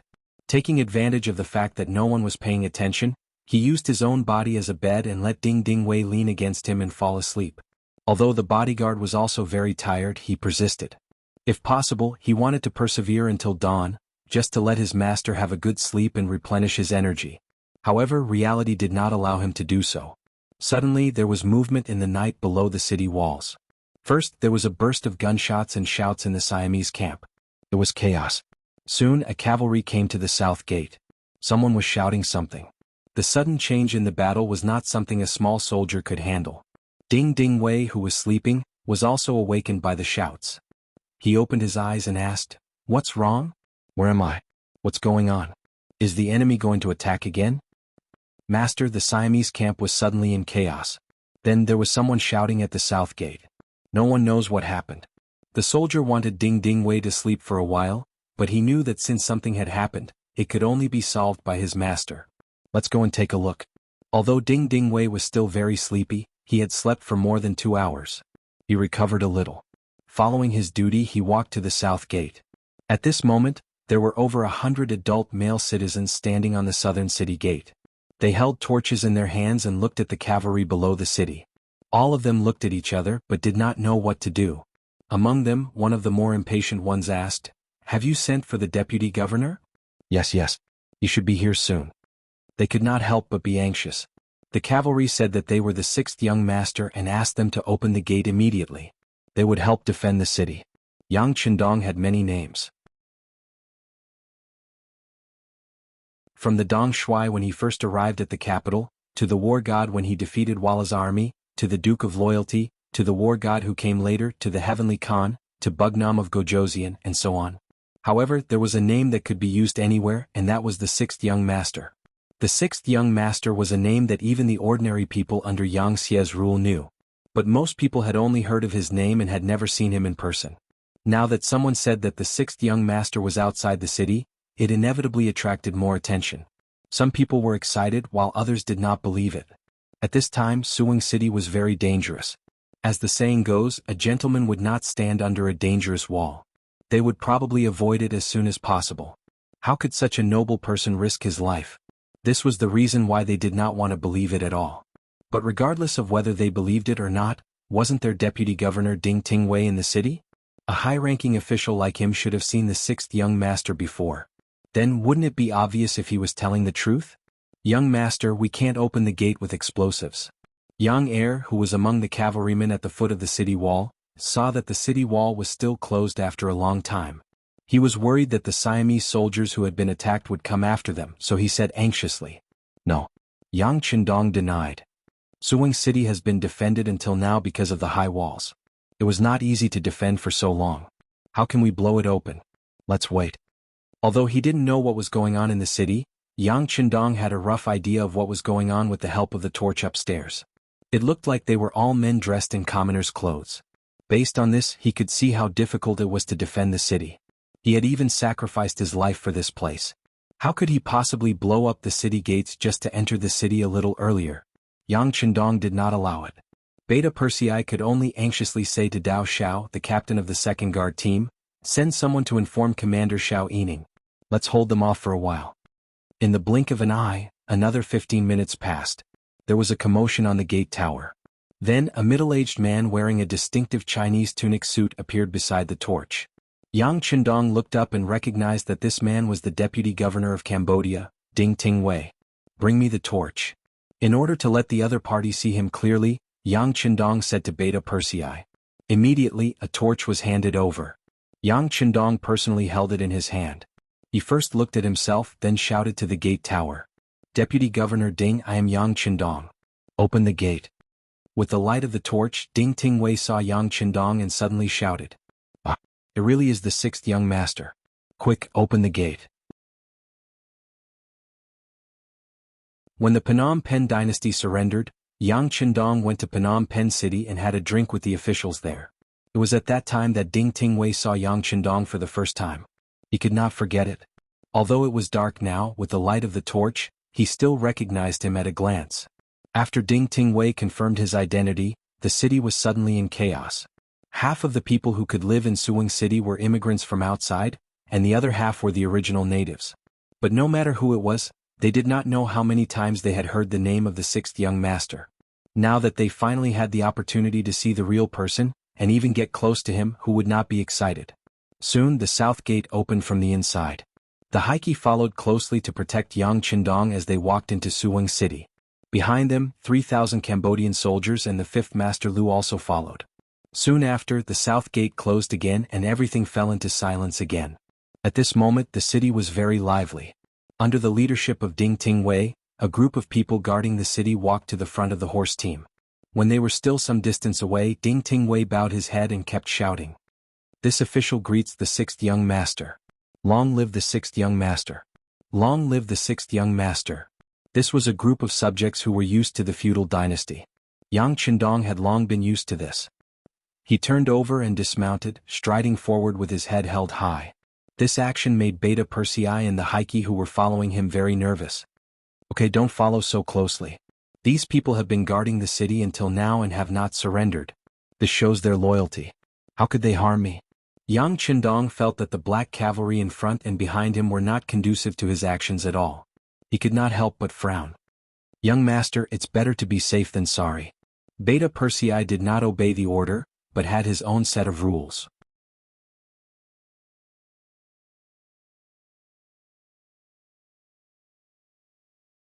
Chapter 1025. Yang Qindong's safety had long become the most important thing in Yangxia. For this reason, not only did Yu Qian and the others talk to Beta Persei about it, but even the madams also talked to him about it. While Beta Persei felt great pressure, he naturally did not have the slightest intention of slacking off. Okay, you're always right. But you have to give me some space. Yang Qindong found that he could not win against Beta Persei on this issue, so he took a step back and said, well, let's step back a little. Beta Persei saw that the young master had made a rare concession, so he stopped while he was ahead and took the initiative to give Yang Qindong 2 meters of space. Although this still made it difficult for him to move freely, it was already the biggest concession he could make. At this time, Yang Qindong just happened to walk in front of Ding Ding Wei and the others who were kneeling on the ground, and he naturally reached out to help them. Ding Ding Wei's trembling body was helped up, and when he saw that the person who helped him was the 6th young master, he could not help but burst into tears, and tears flowed out uncontrollably. You've worked hard. Everyone has worked hard too. How about this? Let's find a place to have a good chat first. Yang Qindong took Ding Ding Wei's hand and looked at the people kneeling on the ground and said kindly. Next, under Ding Ding Wei's guidance, they went to the yamen in the city. In the courtyard of the yamen, candles were lit all around, and everyone sat around Yang Qindong, having a chance to get close to the 6th young master. When the news that the 6th young master had entered the city in such a dangerous time spread throughout the city, the people were restless and immediately rushed to the yamen without caring about anything else. They all wanted to see what the young man who had brought them a completely different life and hope looked like. They wanted to see their benefactor, their savior, up close.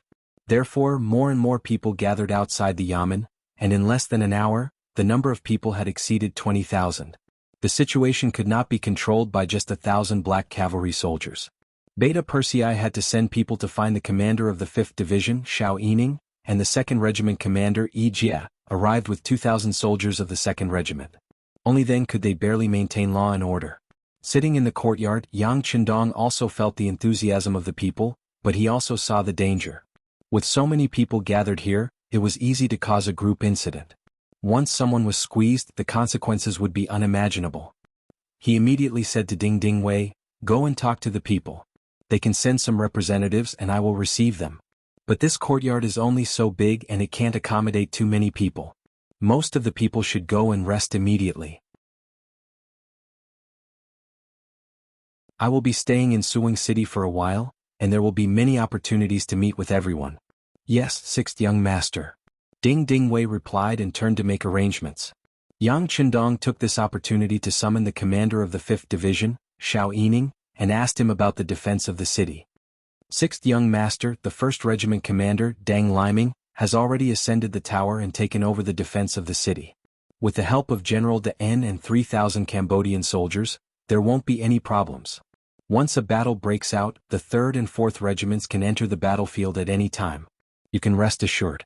Xiao Yining said confidently. Well, the soldiers will have to work hard next. Yang Qindong nodded. He knew very well that once the Siamese army knew that he was in Suing City, their attack would be incomparably crazy. A tough battle would be inevitable. 6th young master, please rest assured. With the 5th Division, no enemy will be able to ascend the tower and enter the city. Xiao Yining stood at attention, full of confidence. I believe in the soldiers. Yang Qindong's eyes showed appreciation. The cold warriors should have such awareness and confidence. No matter what difficulties they faced, they must have confidence first. If they didn't even have confidence, then they had already lost half of the battle. Xiao Yining left to arrange the defense of the city, and Ding Ding Wei quickly came back. This time he was accompanied by more than 20 representatives of the people. Under their persuasion, the other people had already retreated. Yang Qindong smiled and invited everyone to sit down in the courtyard. He also asked Beta Persei and the others to make hot tea and deliver it to everyone. Everyone got up one by one to express their gratitude and sat down again. At this moment, Yang Qindong's voice sounded. How is it? It must have been hard to defend the city for a while. I really don't know how you, with only 1,000 soldiers, managed to hold on until now. When this question was raised, Ding Ding Wei immediately put down the teacup in his hand and fell to his knees with a plop. He cried out loudly, "Sixth young master, this official is guilty, this official is guilty. Hey, don't kneel, get up and talk." Yang Qindong signaled to Beta Persei with his eyes. Beta Persei stepped forward and helped the kneeling Ding Ding Wei up. Ding Ding Wei, who was helped up, still didn't dare to raise his head and said, "Sixth young master, I acted on my own initiative and mobilized the people. At the same time, I opened all the storehouses in the city, and even took out the money in the Yang family's bank and said that I wanted to give it to the people who had contributed to the defense of the city. But the war was too fierce and the money from before was not enough. I had to write some IOUs to them. Sixth young master, this time, Suwing City was able to defend until today because of the full support of the people. You can punish me, but please cash in all the IOUs in their hands. I am guilty, I am guilty."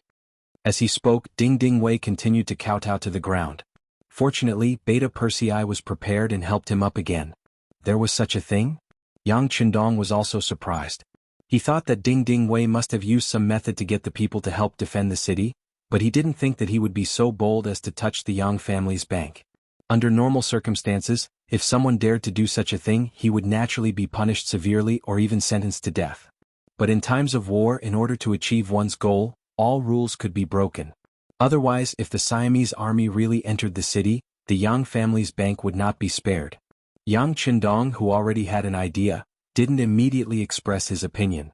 Instead, he pondered for a moment before asking, "But how much money did Deputy Governor Ding promise, and how much money did he give out?" "Sixth young master, I have done some calculations. The amount of money given out is about 80,000, and the IOUs written are 50,000. The total amount is 130,000. Ding Ding Wei finished and was about to kneel down again. "All right, Deputy Governor Ding, you did not do anything wrong, nor did you commit any crime. Everything is for the sake of expediency, I can understand. The silver you mentioned, I will not send people to take it back. Not only that, once the siege of Suwing City is lifted, I will also send people to pay the silver that hasn't been paid." Fearing that Ding Ding Wei would continue to shout and admit his mistake and continue to kowtow, Yang Qindong simply spoke out his own opinions and views. Ding Ding Wei, who was about to kneel down, couldn't help but raise his head when he heard this. He looked at Yang Qindong in surprise as if he didn't hear clearly. "You didn't hear wrongly. I said you did the right thing. Compared to losing 130,000 taels of silver, protecting Suwing City, protecting the safety of the hundreds of thousands of people, and protecting the basic facilities of this city from being destroyed was a completely profitable matter. Why would I blame you for it? You have done well," Yang Qindong said with a laugh. This time, Ding Ding Wei could be said to have heard it clearly, and he couldn't help but cry again. He suddenly thought of the former king of Phnom Penh, Boromir. He thought that when the Phnom Penh dynasty was in danger, this person still guarded the treasury and refused to pay a single tael of silver. In the end, it led to a great defeat and the collapse of the country. The funny thing was that the silver he guarded was all taken by the five-star army in the end, but he kept it all and used it to develop the province of Cambodia. He didn't take a single cent. Now, after learning about the situation in the city, there was not a single word of questioning and criticism. Instead, there was encouragement and praise. This was such a contrast. No wonder the five-star army could have such a scale, and the Golden Rim dynasty was destined to become a thing of the past. The sixth young master is mighty, the sixth young master is mighty. The sixth young master is mighty. More than 20 people sitting on the side also said at the same time. They came here on behalf of hundreds of thousands of people in the city. The first question they paid attention to was whether Ding Ding Wei's previous promise would be recognized by the sixth young master. Now that they had personally heard Yang Qindong's words, all of them finally felt at ease and spoke in a loud voice of gratitude. "Quick, everyone, please get up." Yang Qindong smiled and helped the people up one by one with Beta Persei and the Black Cavalry. After they sat down, he continued to speak. Deputy Governor Ding's words represent the current Cambodian provincial government, and his words naturally count.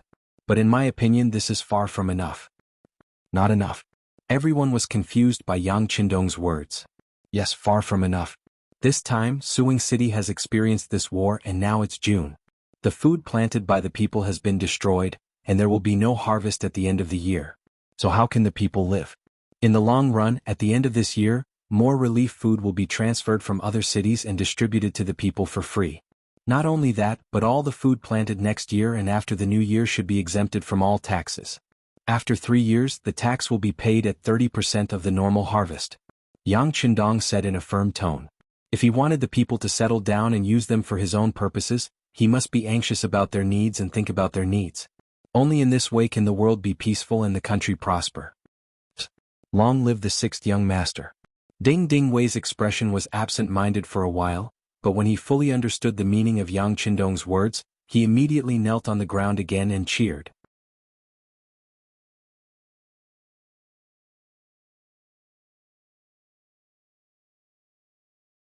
Chapter 1026. The 20 or so people around him also knelt on the ground and cheered. It was obvious that this time, they were cheering from the bottom of their hearts. All right, everyone get up. In fact, it was not only for agriculture but also for business. For example, people who made wood carvings and krom, Cambodia's national costume, also known as water cloth, could be exempted from taxes for 2 years. In the 3rd year they only had to pay half of the business tax. In short, they had to find a way to let the people live a stable and satisfactory life again after the war. Well, in this regard, Deputy Governor Ding is an expert. You can write an application. I'll look at it later. If there are no problems, I'll approve it. Yes, I'll write it later. Ding Ding Wei said excitedly. The ancients said that after the war there would be a pandemic. This pandemic did not only refer to the plague that was easy to give birth to, but also the plague of the people's hearts. Everything had to start from scratch. Even eating was a problem. All kinds of problems were bound to follow. However, with Yang Qindong's concern and various feasible policies, there were no problems. With a good policy, the people would be able to live a stable and happy life again. Even if someone wanted to rebel, no one would follow. The conversation with Ding Ding Wei and the people lasted the whole night. When the sun rose, Ding Ding Wei's excitement was replaced by exhaustion. There were a few times when he looked sleepy. Yang Qindong waved his hand and arranged for someone to send him to rest. The people's representatives left with gratitude. They wanted to pass on the sixth young master's words and let all the people know. On the other hand, Yang Qindong turned around and headed up the city gate tower. He needed to show his face and give the other party a greater stimulation. In the Siamese army camp outside Suing City, General Tong was angrily scolding a group of generals. Last night, their camp had been raided. There were not many soldiers who died, only a few hundred. However, the worst thing was that they did not even know who did it. This was really infuriating. After being beaten up, he didn't even recognize who the assailant was. This kind of performance was too incompetent. While he was still cursing in his tent, someone outside reported that a flag with Wu Nanwang's name had suddenly appeared on top of Suing City. The general at the front asked General Tong to go take a look. Bugnam of Gojoseon? When he heard the name, Tong Si was stunned for a moment, but he quickly understood what the flag represented. He then sneered and said, "Hee hee, you've been guarding it for so long and you're still using this name. Are you trying to scare someone? Let's go and take a look. Let's see what kind of tricks they're up to this time." Tong Si had already guessed that Bugnam of Gojoseon was Yang Qindong, but he didn't connect the two together. In his opinion, Suing City had been under siege for a long time, but it was still a city under siege. How could Yang Qindong be here? Someone must be trying to use the flag to intimidate him. Tong Si, who looked as if he had seen through everything, arrived at Suing City. When he looked up nonchalantly, he saw a man wearing a golden cape standing on the city gate tower. As a second-rank general of Siam, Tong Si had never seen Yang Qindong in person. However, he had seen a portrait of him. Now that he took a closer look, wasn't this person very similar to the person in the portrait? Could this person really be Bugnam of Gojoseon? A row of armored generals appeared at the foot of the city wall. This meant that the main character had arrived. Yang Qindong suddenly shouted, "I'm here with King Wunan of Damyang. Who is the person at the foot of the city wall? Why are you an enemy of this king? Do you want to die?" The person who came admitted his identity made Tong Si exclaim. He suddenly remembered that a scout in the army seemed to have said that he had seen Yang Qindong. He immediately said to the guard beside him, "Go to the scout camp and ask if anyone has seen the real Bugnam of Gojoseon. Tell them to come here immediately." After the arrangement, Tong Si raised his head again and looked at Yang Qindong on top of the city wall. he shouted, "You said that you are Bugnam of Gojosian, so you are Bugnam of Gojosian. I think you are clearly pretending. Besides, when did Suwing City become the territory of the Great Ming Dynasty? This is clearly the old territory of the Golden Border Dynasty. This time, we received a request from the descendants of the Golden Border Dynasty to help them recover their lost land. If you are reasonable, you should leave the city early and surrender. You may be spared from death." Impudent. The former king of Golden Border, Boromir, is currently my guest. He was the one who took the initiative to give this place to the Great Ming Dynasty. Who is the descendant of the Golden Border Dynasty? Do you dare to bring him out to meet me? Yang Qindong had already thought of a response to this kind of excuse. After a while, the soldiers had brought 2 scouts to the front of the formation. These 2 people had been lucky enough to mingle among the common people and had seen Yang Qindong. They were brought forward. When they understood General Tong Si's intention, they raised their heads and couldn't help but widen their eyes. Then they nodded and said, "This person is the leader of the 5-star army, Bugnam of Gojosian." That's right. After receiving confirmation, Tong Si was extremely excited.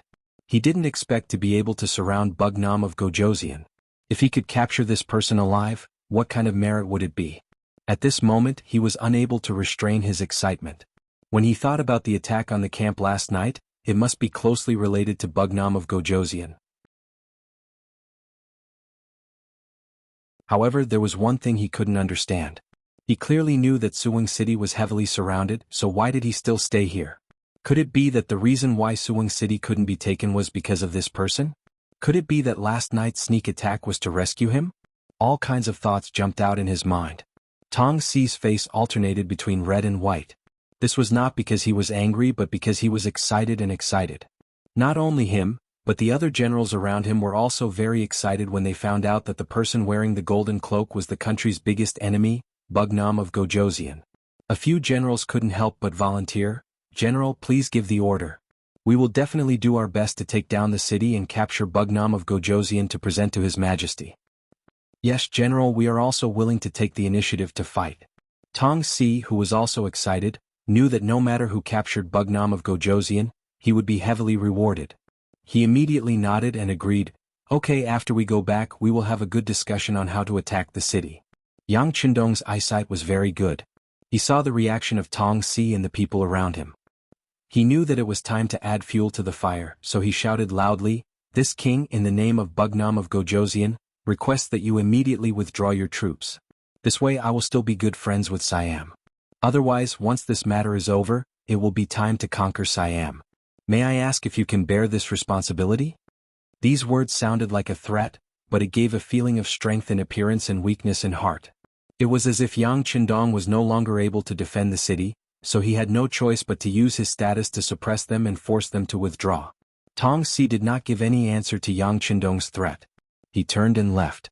Now, his heart was filled with all kinds of benefits after capturing Yang Qindong. As for the rest, he had long forgotten about it. Tong Si and the others temporarily retreated. Yang Qindong also turned and walked down the tower. Beta Persei, who was following beside him, was a little confused. He looked like he wanted to say something but stopped on second thought. "Well, I know what you want to say." The young master showed up this time to attract the attention of the enemy. Only in this way Golden Rim City will be safer.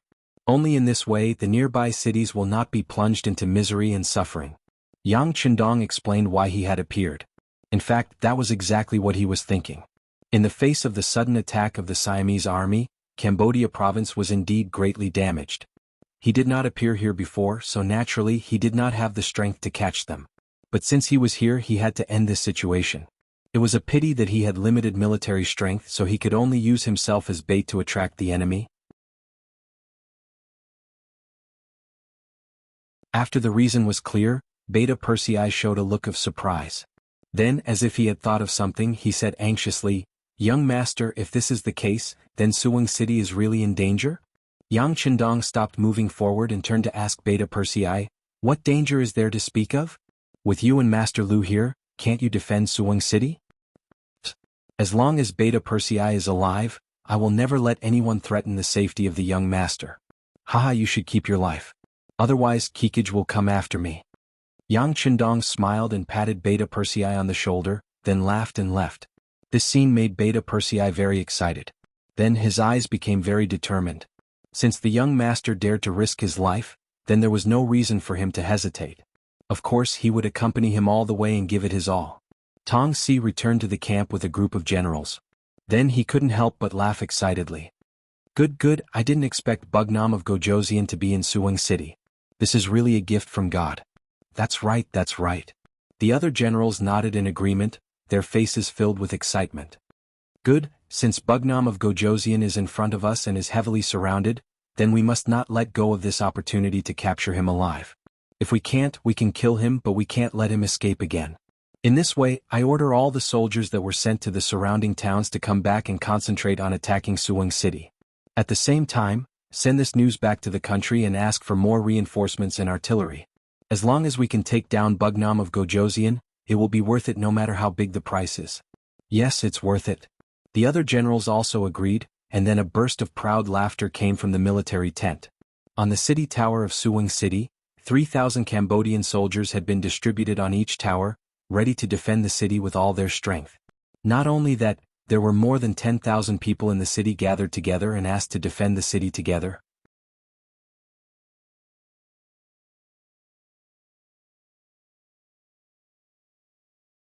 Chapter 1027. Ever since Yang Chindong's actions were announced, the people in the city spread the news. It did not take long for the news to spread throughout the city. While the commoners were cheering, many of them took the initiative to stand out and express their gratitude for defending the city. Ding Ding Wei woke up after 4 hours of sleep. He walked out of the government office and found Yang Chindong. He represented the people in the city and asked for help. Okay, I agree. Yang Chindong thought for a while and agreed to let the people defend the city. This was not because he cared about Master Lu, but because he wanted to hide his strength. Since Master Lu did not know that he led the troops into the city, he could use this to confuse him. As for Master Lu, he might be able to play a key role at the crucial moment. Hence, after Yang Chindong agreed, 3,000 of the 10,000 people were chosen as the first echelon to the city tower. They would defend the city together with the 3,000 Cambodian soldiers. There were also 500 Cold Vanguard soldiers. They took off their military uniforms and changed into civilian clothes. This was to ensure that the city tower would not be breached. Just as they finished their preparations, the 20,000 Siamese troops appeared outside Suwon City. They guarded the 4 city gates. There were 5,000 soldiers stationed at each gate. They formed a formation that focused their attacks everywhere. The 6,500 soldiers were stationed at the 4 city towers. They had a clear division of labor and their morale was high. They knew that the 6th young master was watching them from afar. This was a good opportunity to perform. An hour later, the siege army was ready. The catapults opened up a path and the boulders were thrown. Although the boulders were not accurate, the momentum was not bad. With such momentum, the 20,000 Siamese troops roared as they charged forward. The siege had officially begun. This was destined to be a tragic battle to defend the city. Considering that they could not reveal their trump cards now, Master Leng did not use the guns that he brought. A battle of swords against swords, spears against spears, and spears against spears began. Battle cries, shouts, screams, and scoldings filled the 4 city towers for an entire day. There were a few times when the Siamese army managed to charge up the city walls, but they were quickly pushed back by the soldiers of Leng Wu's Cold Vanguard.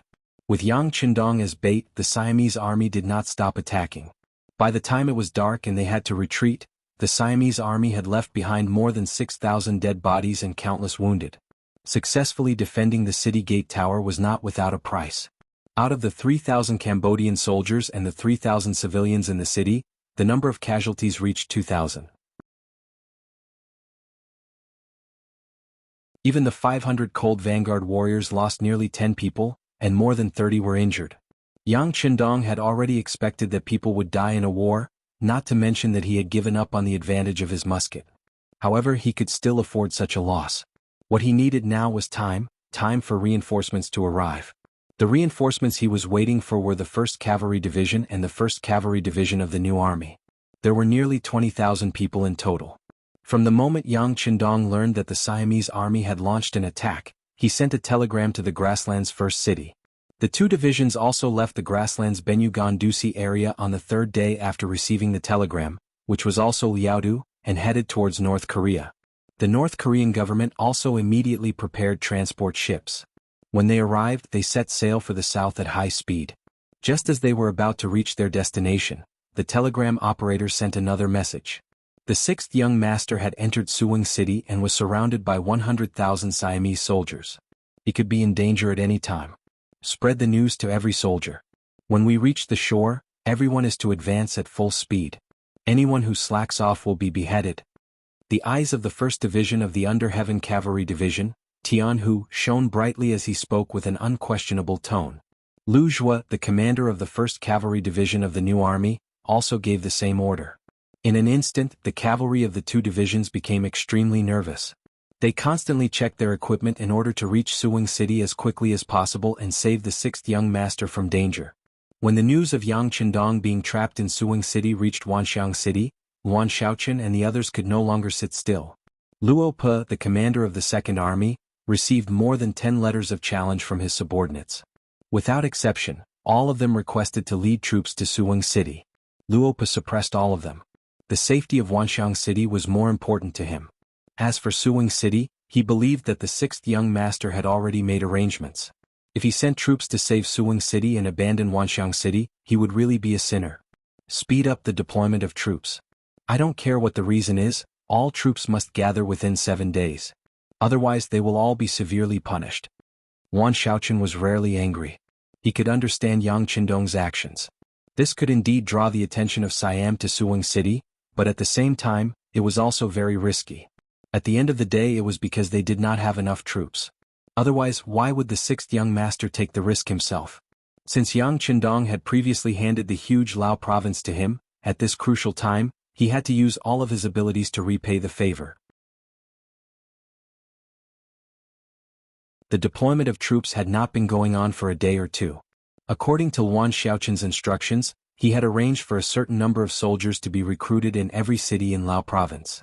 Logically speaking, there were already reserve soldiers in every city. Gathering the strength of the entire Lao province, which had more than 3 million citizens, was not a difficult task to mobilize 100,000 strong men. The difficulty was that time was tight and the mission was important. To get 100,000 strong men to abandon their families and rush to Wanxiang City, they had to be given some time. Now that the sixth young master did not even care about his own life, what else was there to prepare?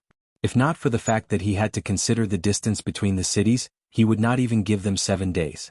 After the order was sent out by the scouts, Luan Shaochen, Commander Luo Pe, Minister Long Tainan, and General He Guang started to discuss the plan to counterattack the Siam army. In Wanxiang City, there were 10,000 Lao soldiers and the 2nd and 6th Master Lu from Lungfeng. In total there were about 27,000 people. It would be difficult to break through the 200,000 strong Siam army with such a force. On the other hand, with the addition of 100,000 reserve soldiers, the situation would be completely different. At that time, 2nd Master Lu and 6th Master Lu would only need to continuously charge and not care about anything else. It was still possible for them to penetrate the enemy's army and create a huge hole to turn the situation around. With 2 divisions against 200,000, there will be some pressure. However, I believe that the 2nd and 6th Master Lu will be able to do well. In the meeting room, Commander Luo Pe expressed his opinion. This time, even the 6th young master was personally involved. As the commander of the 2nd Master Lu, he had no reason to back down. Okay, I will do my best to handle the logistics. The main force of Lungfeng can proceed without worry. Wan Shaochen said. I will lead the troops with General He Guang. Things like transporting food and ammunition, cleaning up the battlefield and taking care of the prisoners will be left to the reserve soldiers. Long Tainan also stood out. This time, since it was such a coincidence, he had to perform well no matter what.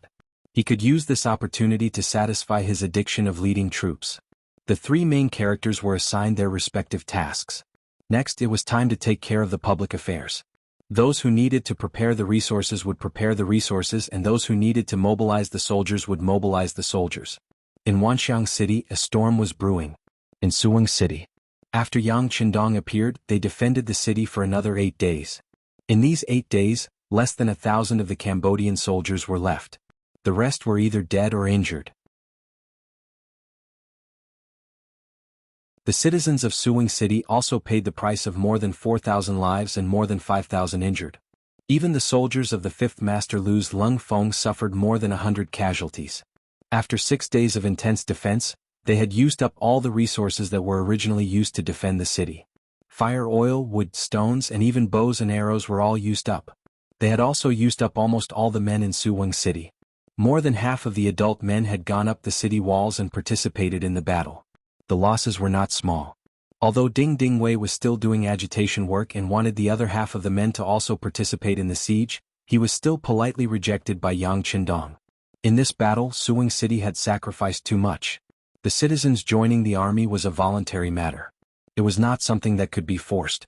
Even if these people were used, they would not be of much use.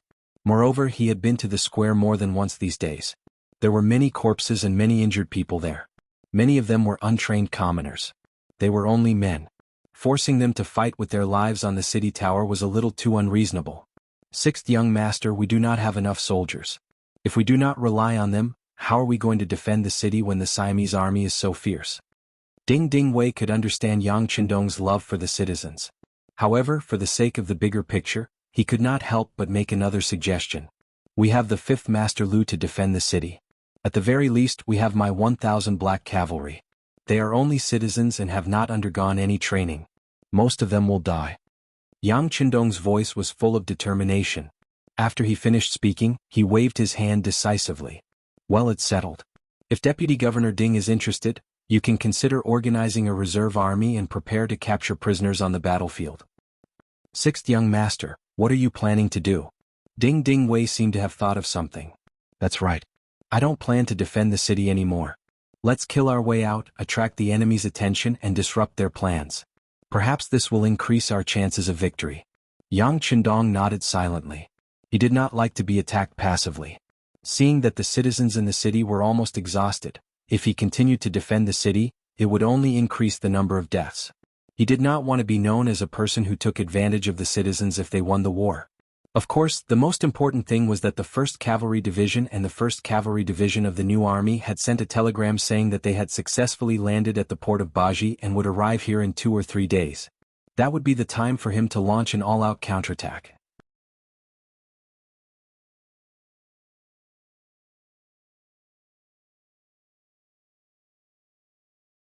Chapter 1028. Hearing Yang Qindong's reply, Ding Dingwei could not help but cry. He then shook his head and said, No. Sixth young master, if you stay in the city, you can at least defend it. But if you rush out, you will be surrounded at any time. You will be isolated and helpless at any time. That is too dangerous. Dangerous? How can war not be dangerous? Don't worry, this young master knows what to do. Yang Qindong could feel Ding Dingwei's concern from the bottom of his heart. He patted his shoulder and said, Then it's decided. You just need to organize your men to clean up the battlefield. Yang Qindong decided to leave and called the commander of the 5th Division, Xiao Yining. Commander Xiao, the most brutal battle has come. I don't know if you have the confidence to face the Siamese army in an open field for 3 days. Remember, within 3 days, there may not be any reinforcements and no one will replenish our ammunition. Sixth young master, I promise to complete the mission. Xiao Yining gave a standard military salute and said confidently. This time the 5th Division came in a hurry. In order to pursue speed, many divisions and regiments did not bring their heavy weapons. They did not even bring a lot of ammunition. This was their shortcoming. But since it was the task requested by Yang Qindong, even if they used up all the bullets and destroyed all the swords, in the end, they had to bite with their teeth and grab with their hands to fight with the enemy until the last moment to complete the task of guarding for 3 days. Okay, then you go and prepare. Oh right, there is still some ammunition in the warehouse of the Yang family bank in the city. Take it and equip the troops. Yang Qindong said encouragingly. As for the ammunition in the bank, it was originally not there. He took it out from the warehouse at the last minute. A small amount of ammunition could be used to bluff their way through, but if they prepared too much, they would not be able to hide it even if they wanted to. Even so, the manager of the Yang family bank in Suwon City was still confused. No matter how hard he tried, he couldn't think of any ammunition stored in the depths of the warehouse. Xiao Yining happily took his men to collect the ammunition.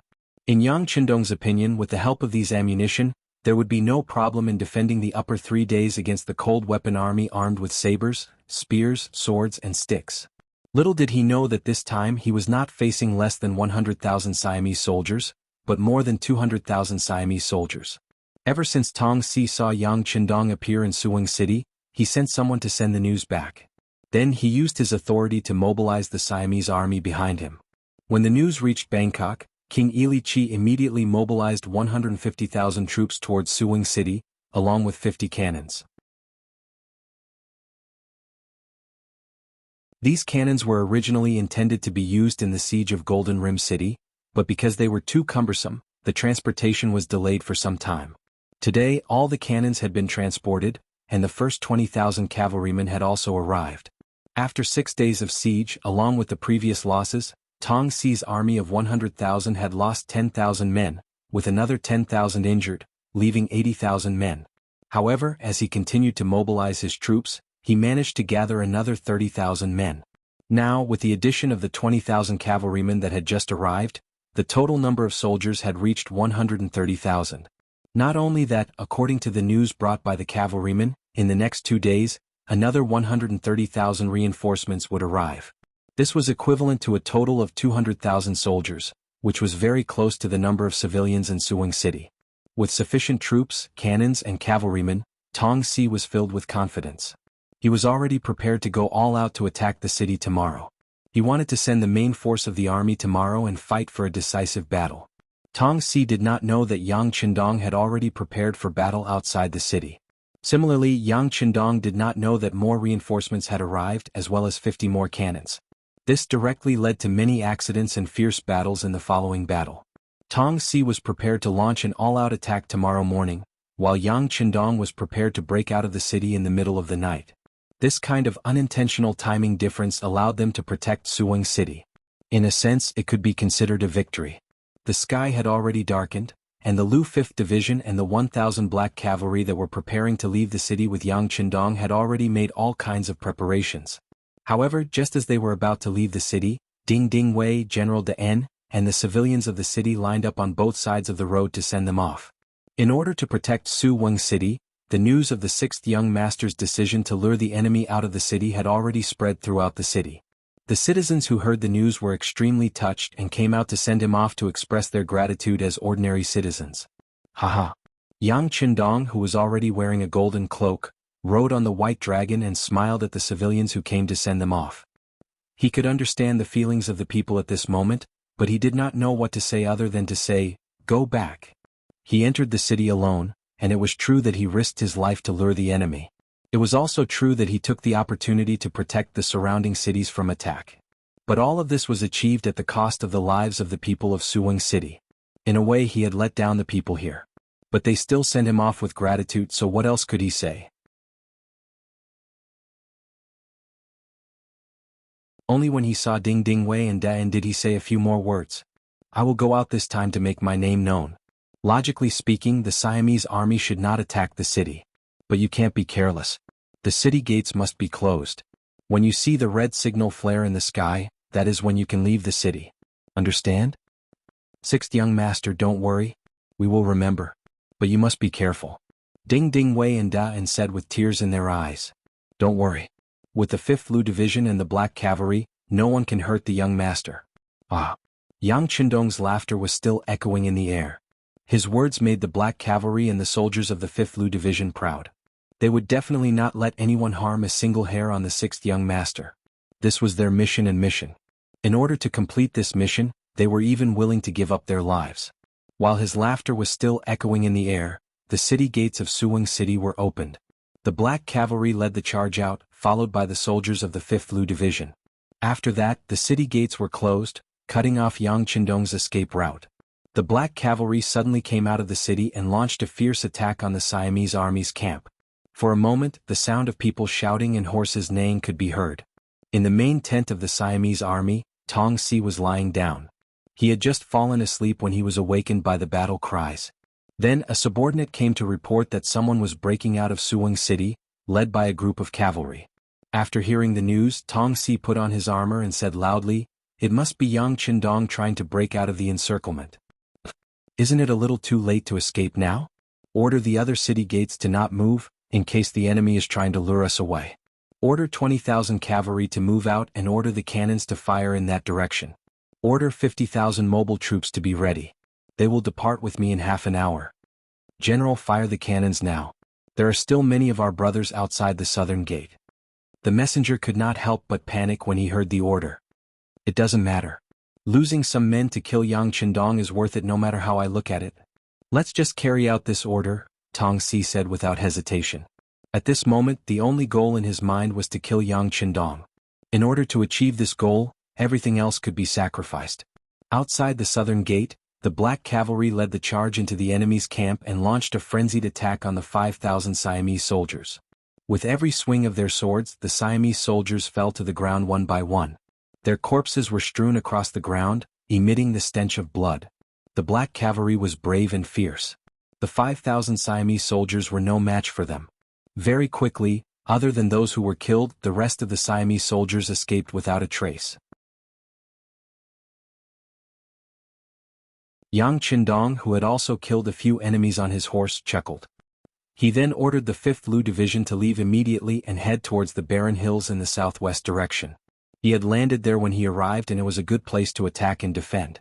After Yang Chendong defeated the enemy, he led the 1,000 Black Cavalry out of the battlefield.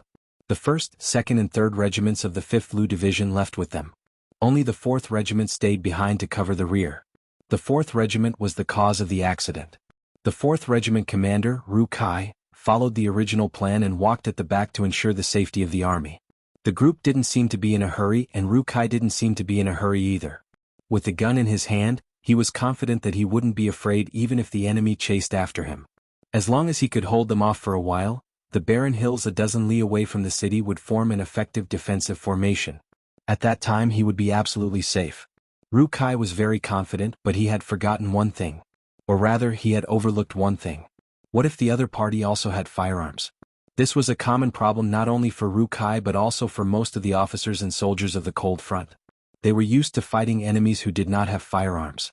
Over time, a subconscious thought formed that other than them, the other enemies did not have firearms and did not know how to use them.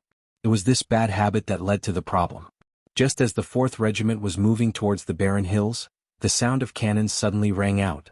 When Ru Kai heard the sound of the cannons, he even had the misconception that the cannons were from his side. When the cannons were fired, they should not be attacking him. It was precisely this kind of thinking that occupied the dominant position, which prevented him from lying on the ground at the first moment, nor did he make any defensive movements at the first time. As luck would have it, one of the cannonballs landed about 10 feet away from him. Then one of the cannonballs hit his chest and abdomen. Ru Kai was in so much pain that he almost fainted.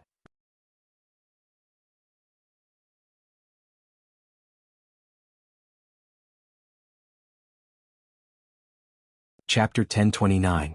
At the same time as Ru Kai, there were also a dozen or so soldiers who were injured by the bombardment. They were all careless and did not think of dodging at all, so they were hit by the aftershocks of the bombardment. Some of them were even more unlucky and were directly killed by the bombardment. The entire 4th Division was in chaos. Feeling the pain getting worse, Ru Kai bit his lips and forced himself to stay alert. At this time, the Vice Commander Shen Yuan rushed to his side. When he saw Ru Kai's pale face and the blood on his body, he cried out in shock, "Commander, you're injured?" "It's okay, it's just a small injury." Ru Kai forced a smile. As soon as he finished speaking, the sound of horses galloping could be heard. Ru Kai's expression changed. This time, he had a feeling that it wasn't the 6th young master and his Black Cavalry. From the sound of the horses galloping, there were at least 5,000 of them. This was definitely not something the Black Cavalry could produce. Ru Kai was shocked that the Siamese army had artillery and cavalry. However, he still said in a serious tone, "How about this, Deputy Commander Shen? I order you to immediately retreat with the main force of the regiment. All the injured soldiers will stay behind and cover the rear with me." "No, Commander, I will stay behind and make arrangements to bring you away." Shen Yuan shook his head. His tears flowed down uncontrollably. "It's no use. I know my body. Under such circumstances, it's hard to save me. All right, follow my orders. Quick." Ru Kai shook his head.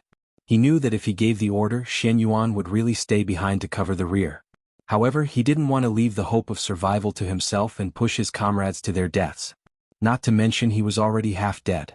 Even if he escaped and was saved, he would only be a cripple in the future. He was the Cold Front, the most powerful Cold Front. He would never allow himself to become a useless person. "Commander." Shen Yuan continued to call out. "Please tell the 6th young master that I, Ru Kai, have been very proud since the day I joined the Cold Front. I have never regretted it." With a happy smile on his face, Ru Kai ordered again, "Shen Yuan, I now appoint you as the acting commander of the 4th Division. Take the soldiers and retreat. Quick. Yes. Xian Yuan gave a very standard military salute, turned around with tears in his eyes, and loudly announced the order.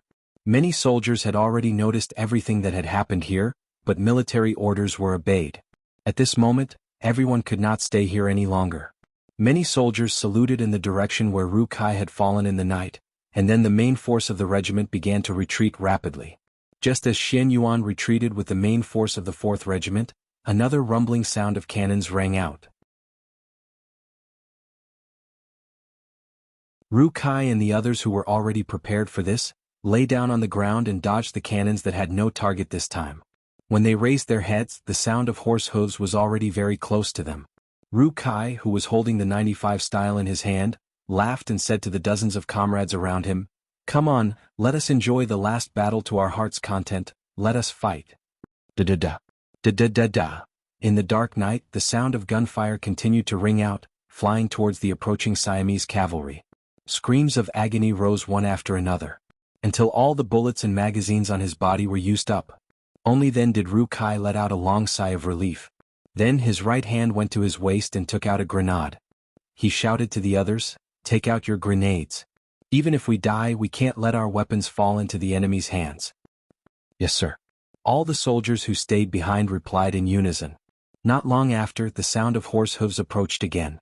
When they were completely submerged in the surroundings of Ru Kai and the others, a series of booming sounds rang out. It was the sound of grenades being detonated. When they heard the sound, Yang Qindong was rushing over with 1,000 black cavalry. When the sound of cannons rang out, Yang Qindong knew that something was wrong. When he asked if the 4th Regiment had caught up, he led the black cavalry back. He wanted to use the speed of the war horses to save as many people as possible. On the way back, he met Deputy Commander Xian Yuan, who told him about Ru Kai. Yang Qindong's eyes were filled with murderous intent as he said, "Let's go back. As long as there is a glimmer of hope, we cannot let a comrade fall into the hands of the enemy." The black cavalry replied in unison and followed Yang Qindong on both sides of the road. Not long after they left, the sound of grenades exploding rang out. Yang Qindong reined in his horse and saw the fire that rose into the sky 3 or 4 miles ahead. He seemed to have guessed what had happened there. "Good job, comrades. Don't worry, I'll definitely avenge you. Where is Longwei? Come with me and kill them before we retreat. We want to collect some interest first." "Collect interest." 1,000 black cavalry replied in a loud voice. At this moment, even Beta Persei did not dissuade Yang Qindong from leaving, because he knew that if he did not vent his anger, the young master would definitely not return to the barren mountains with him. In the dark of the night, the first 5,000 Siamese cavalrymen who arrived were first attacked by the Type 95. Then, a few hundred of them were injured by dozens of grenades. Before they could figure out what was going on, another cavalry unit appeared in front of them. These cavalrymen were all wearing heavy armor, so they simply ignored the ordinary sword attacks. On the contrary, the steel swords in the hands of the cavalrymen were very sharp. In a few moves, not only were the cavalrymen about to fall off their horses, but their weapons were also broken into 2 pieces. In the process of the cavalrymen's charge, a loud voice shouted, "King Wunan of Damyang is here, quickly accept your death." 1,000 black cavalry, under the leadership of Yang Qindong, penetrated through the 5,000 Siamese cavalrymen, then turned around and killed more than 3,000 cavalrymen. After almost crippling the 5,000 cavalrymen, they left. With the help of the moonlight, one could see a very obvious figure wearing a golden cloak as he left. 5,000 Siamese cavalrymen. After this ordeal, only 1/5 of them were left. Half an hour later, General Tong arrived. Seeing the tragic situation here, he asked what happened. When he understood what happened, he was naturally excited. "Haha, the man wearing the golden cloak must be Yang Qindong. Come, follow me, it's time to make a great contribution." On the barren mountains, Yang Qindong had already retreated with the black cavalry. The soldiers of the 5th Division had already set up a defensive formation. At this moment, they were digging fortifications and preparing for a long battle. At this moment, almost everyone was lowering their heads and working. They regarded the sacrifice of Ru Kai as a kind of motivation and suppressed it in their hearts, waiting for a moment to erupt. Yang Qindong stood behind the trench and stared at the darkness in front of him. Artillery first, then cavalry. He did not receive news of this in advance. It seemed that there was a problem with the intelligence network. Facts also proved that on the battlefield, any small mistake could lead to a very fatal problem. At this moment, Yang Chendong could not help but think of Yunk, the head of the Security Bureau in Southeast Asia, who was still recuperating in Chichen City. Because of his health condition, Yunk was recuperating in the first hospital of Chichen City. The intelligence here was handed over to his assistant, Golden Rooster. The name was not bad. It sounded like a golden rooster standing on one leg. However, since the beginning of the war, when Siam was preparing to send out troops, until the beginning of the war there was no warning in advance. This golden rooster was simply useless. It was precisely because of his work mistakes that they suffered setbacks on the battlefield. Now, even the 4th Regiment commander was sacrificed. Golden Rooster was unforgivable if he was to be held accountable. Send a report to Yang San. I want an explanation. I also want an explanation for the soldiers. Yang Chendong said in a cold voice. Beta Persei, who was standing next to him, could not help but shudder. He knew that someone would have to pay the price for Ru Kai's death. In the camp of the Siamese army, shortly after a grenade explosion, General Tong arrived with his men. He learned from the other cavalry that Yang Chendong had already left the city and was guarding the barren hills outside the city. He didn't run, haha, very good, then you don't have to run. Order, surround the barren hills, not even a fly is allowed to fly out. Quickly mobilize the troops, surround this place and launch an attack as soon as possible. At the same time, send a message to His Majesty, asking for more troops. As long as we can take down this big fish, the Siamese army will soar. As Tong shouted excitedly, more and more Siamese soldiers surrounded the barren hills. The scouts of the 5th Division also kept reporting what they saw to Yang Chendong's ears. 6th Young Master, you should retreat first. It's too dangerous here. The commander of the 5th Division, Xiao Yining, stood in front of Yang Chendong and said earnestly. His life was worthless and he could put it in any dangerous place. However, Yang Chendong was different. He was the soul of Yangxia. If something happened to him, the future of the entire Yangxia would be unimaginable. I won't leave. Only by staying here can I attract the full attention of the Siamese army and ensure the safety of the other cities. Commander Xiao, I don't have to say much. If you have this time, you'd better find the position of the enemy's artillery, lock onto him, and don't let it play a role in the next battle. Yang Chendong sat on a boulder and said unhurriedly. He wanted to place himself in a dangerous place. Only then would the soldiers put their lives on the line and have a chance of winning the battle. The 5th Division possessed firearms that were more advanced than the firearms of this era, but after all, they only had 8,000 soldiers. According to the scouts, the number of Siamese soldiers surrounding the barren hills had reached more than 100,000, and the number was still increasing. This battle was destined to be extremely difficult. If they couldn't hold any ground, the consequences would be unimaginable. If he left now, it would be the same as putting the 5th Division in an extremely dangerous situation. This was not something he wanted to see. He wanted to stay and hold the fort with everyone. He believed that as long as he was here, the soldiers' will to fight would not be extinguished. Reinforcements would also arrive at a faster speed.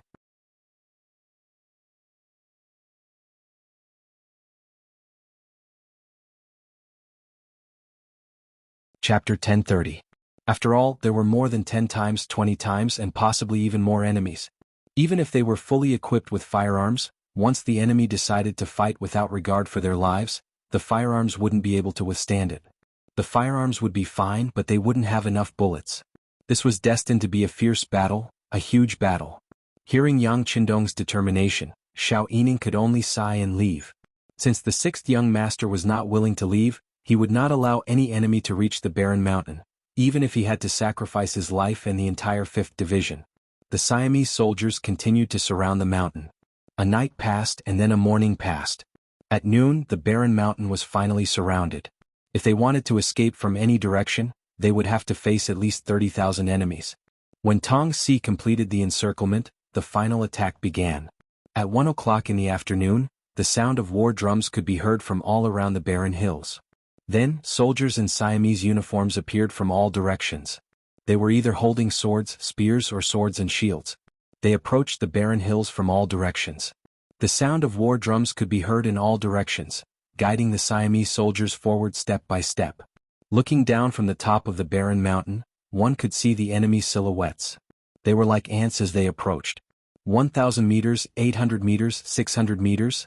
As the enemy approached, the soldiers of the 5th Division were very calm. Long years of training had allowed them to maintain a calm heart. The bugnam of Gojosian flag, which represented Yang Qindong's identity, was placed at the highest point of the barren mountain. Every soldier who saw it felt warm in their hearts. They firmly believed that as long as the flag did not fall, they would not stop fighting. 500 meters, 400 meters, 300 meters. When the enemy was 300 meters away, the first gunshot was fired by Xiao Yining. The bullet spun out and hit a soldier in the Siamese flag. As the Siamese flag fell, tens of thousands of guns were fired at the enemy who was approaching them. Tong Si only knew that Yang Qindong was on the barren mountain, but he had no idea how many five-star army soldiers there were. He didn't get any information in advance, nor did he have any advanced equipment like high-powered binoculars. Everything was done by relying on the naked eye and estimation. This caused him to suffer a big loss in the first round of gunfire. Under the simultaneous firing of tens of thousands of guns, the firepower was intertwined. Among them, there was no lack of large-scale weapons like the machine guns used by the 95th Squad. The Siamese soldiers charged for less than a quarter of an hour before they were forced to retreat. Behind them, corpses littered the ground like a mountain. No one was fearless of death, especially when many of their companions were killed before they could even see the face of the enemy. This scene frightened the unprepared Siamese soldiers. When some of the shield-wielding soldiers realized that their opponents weren't shooting arrows but bullets, they realized how ridiculous it was for them to hold shields. In such a situation they could only retreat. In less than a quarter of an hour, more than 3,000 corpses were left behind in all directions. The Siamese army's first attack had ended in failure. When the news reached Tong Si's ears, he was not discouraged. Instead, he was very happy. They were all gunmen. This should be the main force of the five-star army. Previously, he was worried that someone would impersonate Yang Qindong and come to the barren mountain. Now, it seemed that there was no need to worry. The person in the mountain was Yang Qindong without a doubt. The target had been identified. Although the guns were powerful, he had other advantages. For example, he had 50 newly shipped cannons and more than 10,000 cavalrymen. These could be his trump cards to achieve his final goal. Push the cannons up. At the same time, order 5,000 cavalrymen to get ready. Once the opportunity is right, we will charge. I want to see if their guns have an endless supply of gunpowder, Tong Si said confidently. The general gave the order and the cannons began to move forward. The 5,000 cavalrymen were also prepared. All of this was seen by Commander Xiao Yining, who was on the barren mountain. Damn it, it finally appeared. Cannoneers, confirm the target's position and adjust the gauge. Wait for orders. Xiao Yining's voice was filled with anger when he finally saw the cannon that killed the 4th Regiment commander. Yang Qindong also saw the appearance of the cannons through the binoculars, and then he smiled. Some things were still a deterrent when they were not used. However, once they were used, they would lose their deterrence. As for whether these cannons could hurt him and the soldiers of the 5th Division, Yang Qindong was not worried at all. From what he knew, other than the 5-star army, other cannons could only fire up to a distance of 3 miles. For example, Biming's self-made cannons could not even fire up to a distance of 1 mile due to various technical reasons. How could these cannons pose a threat to him? Yang Qindong's confidence influenced the other soldiers. A few of the 100mm mortars that were already set up were constantly adjusting their aim. However, they were not in a hurry to fire. The 5-star army also had cannons and their attack range was several times longer than the Siamese army's cannons. Right now, this was still not public news. Therefore, their current goal was to destroy all of the enemy's cannons as much as possible when the enemy was not prepared for it. If they could not destroy the cannons in one shot, it would not be fun if the enemy suddenly pushed the cannons forward at night when everyone's vision was blocked. The 20 mortars locked onto the cannons that were slowly moving forward. Soon they determined that the enemy had 30 cannons. After seeing that there were no more cannons, Commander Xiao Yining gave the order and shouted, "Fire!" Boom, boom, boom. The sound of cannons rang out and 20 shells were fired at the same time, covering the entire area in an instant. After a burst of fire, the 30 cannons of the Siamese army, as well as the hundreds of Siamese soldiers who were pushing the cannons forward, were all annihilated. Tong Si, who was still waiting for the news of victory, heard the sound of cannons. His intuition told him that this was not a good sign. He knew the sound and power of his own cannons. They were not as loud and powerful as this. Could it be that the enemy had brought cannons with them? The facts told him that his guess was correct. It was indeed not his side that fired the cannons. Not only that, his own cannons were all destroyed in this round of artillery fire. The 30 cannons he sent out were all turned into piles of red-hot scrap iron without exception. There were only 50 cannons in total. Losing 30 cannons in one shot made Tong Si furious. He immediately shouted, "Charge! Charge! Cavalry! Charge! I want to kill them." The second full-scale attack began. There was no more probing. Instead, there was a continuous barrage of attacks. Wave after wave of Siamese soldiers fell in the path of the charge. 5,000 Siamese cavalrymen also launched a fierce attack from the north under the cover of the infantry. They wanted to open up a gap. As long as they could get close to the 5-star army, they could win with the advantage of numbers. "Black cavalry, get on the horses with me." Seeing the 5,000 Siamese cavalrymen charging at him, Yang Qindong knew that it would be difficult to rely on his muskets to block them all.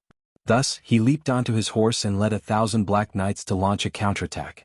Compared to the ordinary Siamese cavalrymen, the black cavalry was like a divine weapon. The Siamese cavalry were invulnerable, their weapons were sharp, and their individual qualities were excellent. With the help of the arrow point formation and the Type 33 formation, the Siamese cavalry was pierced through by the Siamese cavalry as soon as they clashed with the enemy. The original formation became chaotic. When the formation of the cavalrymen was broken, they could not take care of each other and could not communicate with each other. Their strength was reduced by at least half. In the face of the ferocious attacks of the black cavalry, there was nothing they could do other than cover their heads and flee. In the face of the black cavalry, who had experienced countless battles, the 5,000 Siamese cavalrymen were defeated before they could make use of their advantage in numbers. This also indicated that the second attack of the Siamese army was a failure. More than 2 hours later, the sky was almost dark. The Siamese army had paid a price of nearly 10,000 men and retreated in defeat. The barren hills were littered with corpses, and the pungent smell of blood filled the air, making it unpleasant to the nose. In such an environment, the fifth master Lu began to eat. They lit a campfire, set up a camp stove and began to cook. Although the environment was not good and the air was filled with a nauseating smell, the soldiers were exhausted after an afternoon of fierce fighting. It was necessary to replenish their energy and food. Regardless of whether they were hungry or not, they had to eat something for the upcoming battle. A bowl of hot soup, a few pieces of jerky and a box of canned fish. This was the standard meal for every soldier. Yang Qindong also had the same food in front of him. When the food was served, he did not hesitate to pick it up and eat it with relish. At this time, Yang Qindong's stomach was churning. However, he still forced himself to eat because he knew that if he did not take the lead, the others would find it even more difficult to eat. Reality proved that the role of an example was not small. When some of the soldiers smelled the unpleasant smell, they couldn't swallow their food. However, when they saw that even the sixth young master had eaten and was so happy, what else could they refuse? Every warrior forced the food into their stomachs and immediately their fatigue was reduced by a lot. This was the role of a commander. Otherwise, how could there be such a saying that a lion leading a flock of sheep could defeat a sheep leading a flock of lions? After eating the food, Yang Qindong looked at the darkening sky and ordered, "Everyone take the time to rest. The enemy will not attack for the next 4 hours. However, when the sky is completely dark, there may be a fierce battle. Everyone go into the trenches and hide. The scouts will take turns to rest." You're tuning in to the Han Li's Wuxia Chronicles YouTube channel. We're so grateful for your support and don't forget to subscribe to join us on this incredible journey through captivating stories. Your generosity through donations truly makes a world of difference, as it's the primary source of revenue that allows me to expand and enhance this channel for you. Thank you from the bottom of my heart for being a part of this adventure.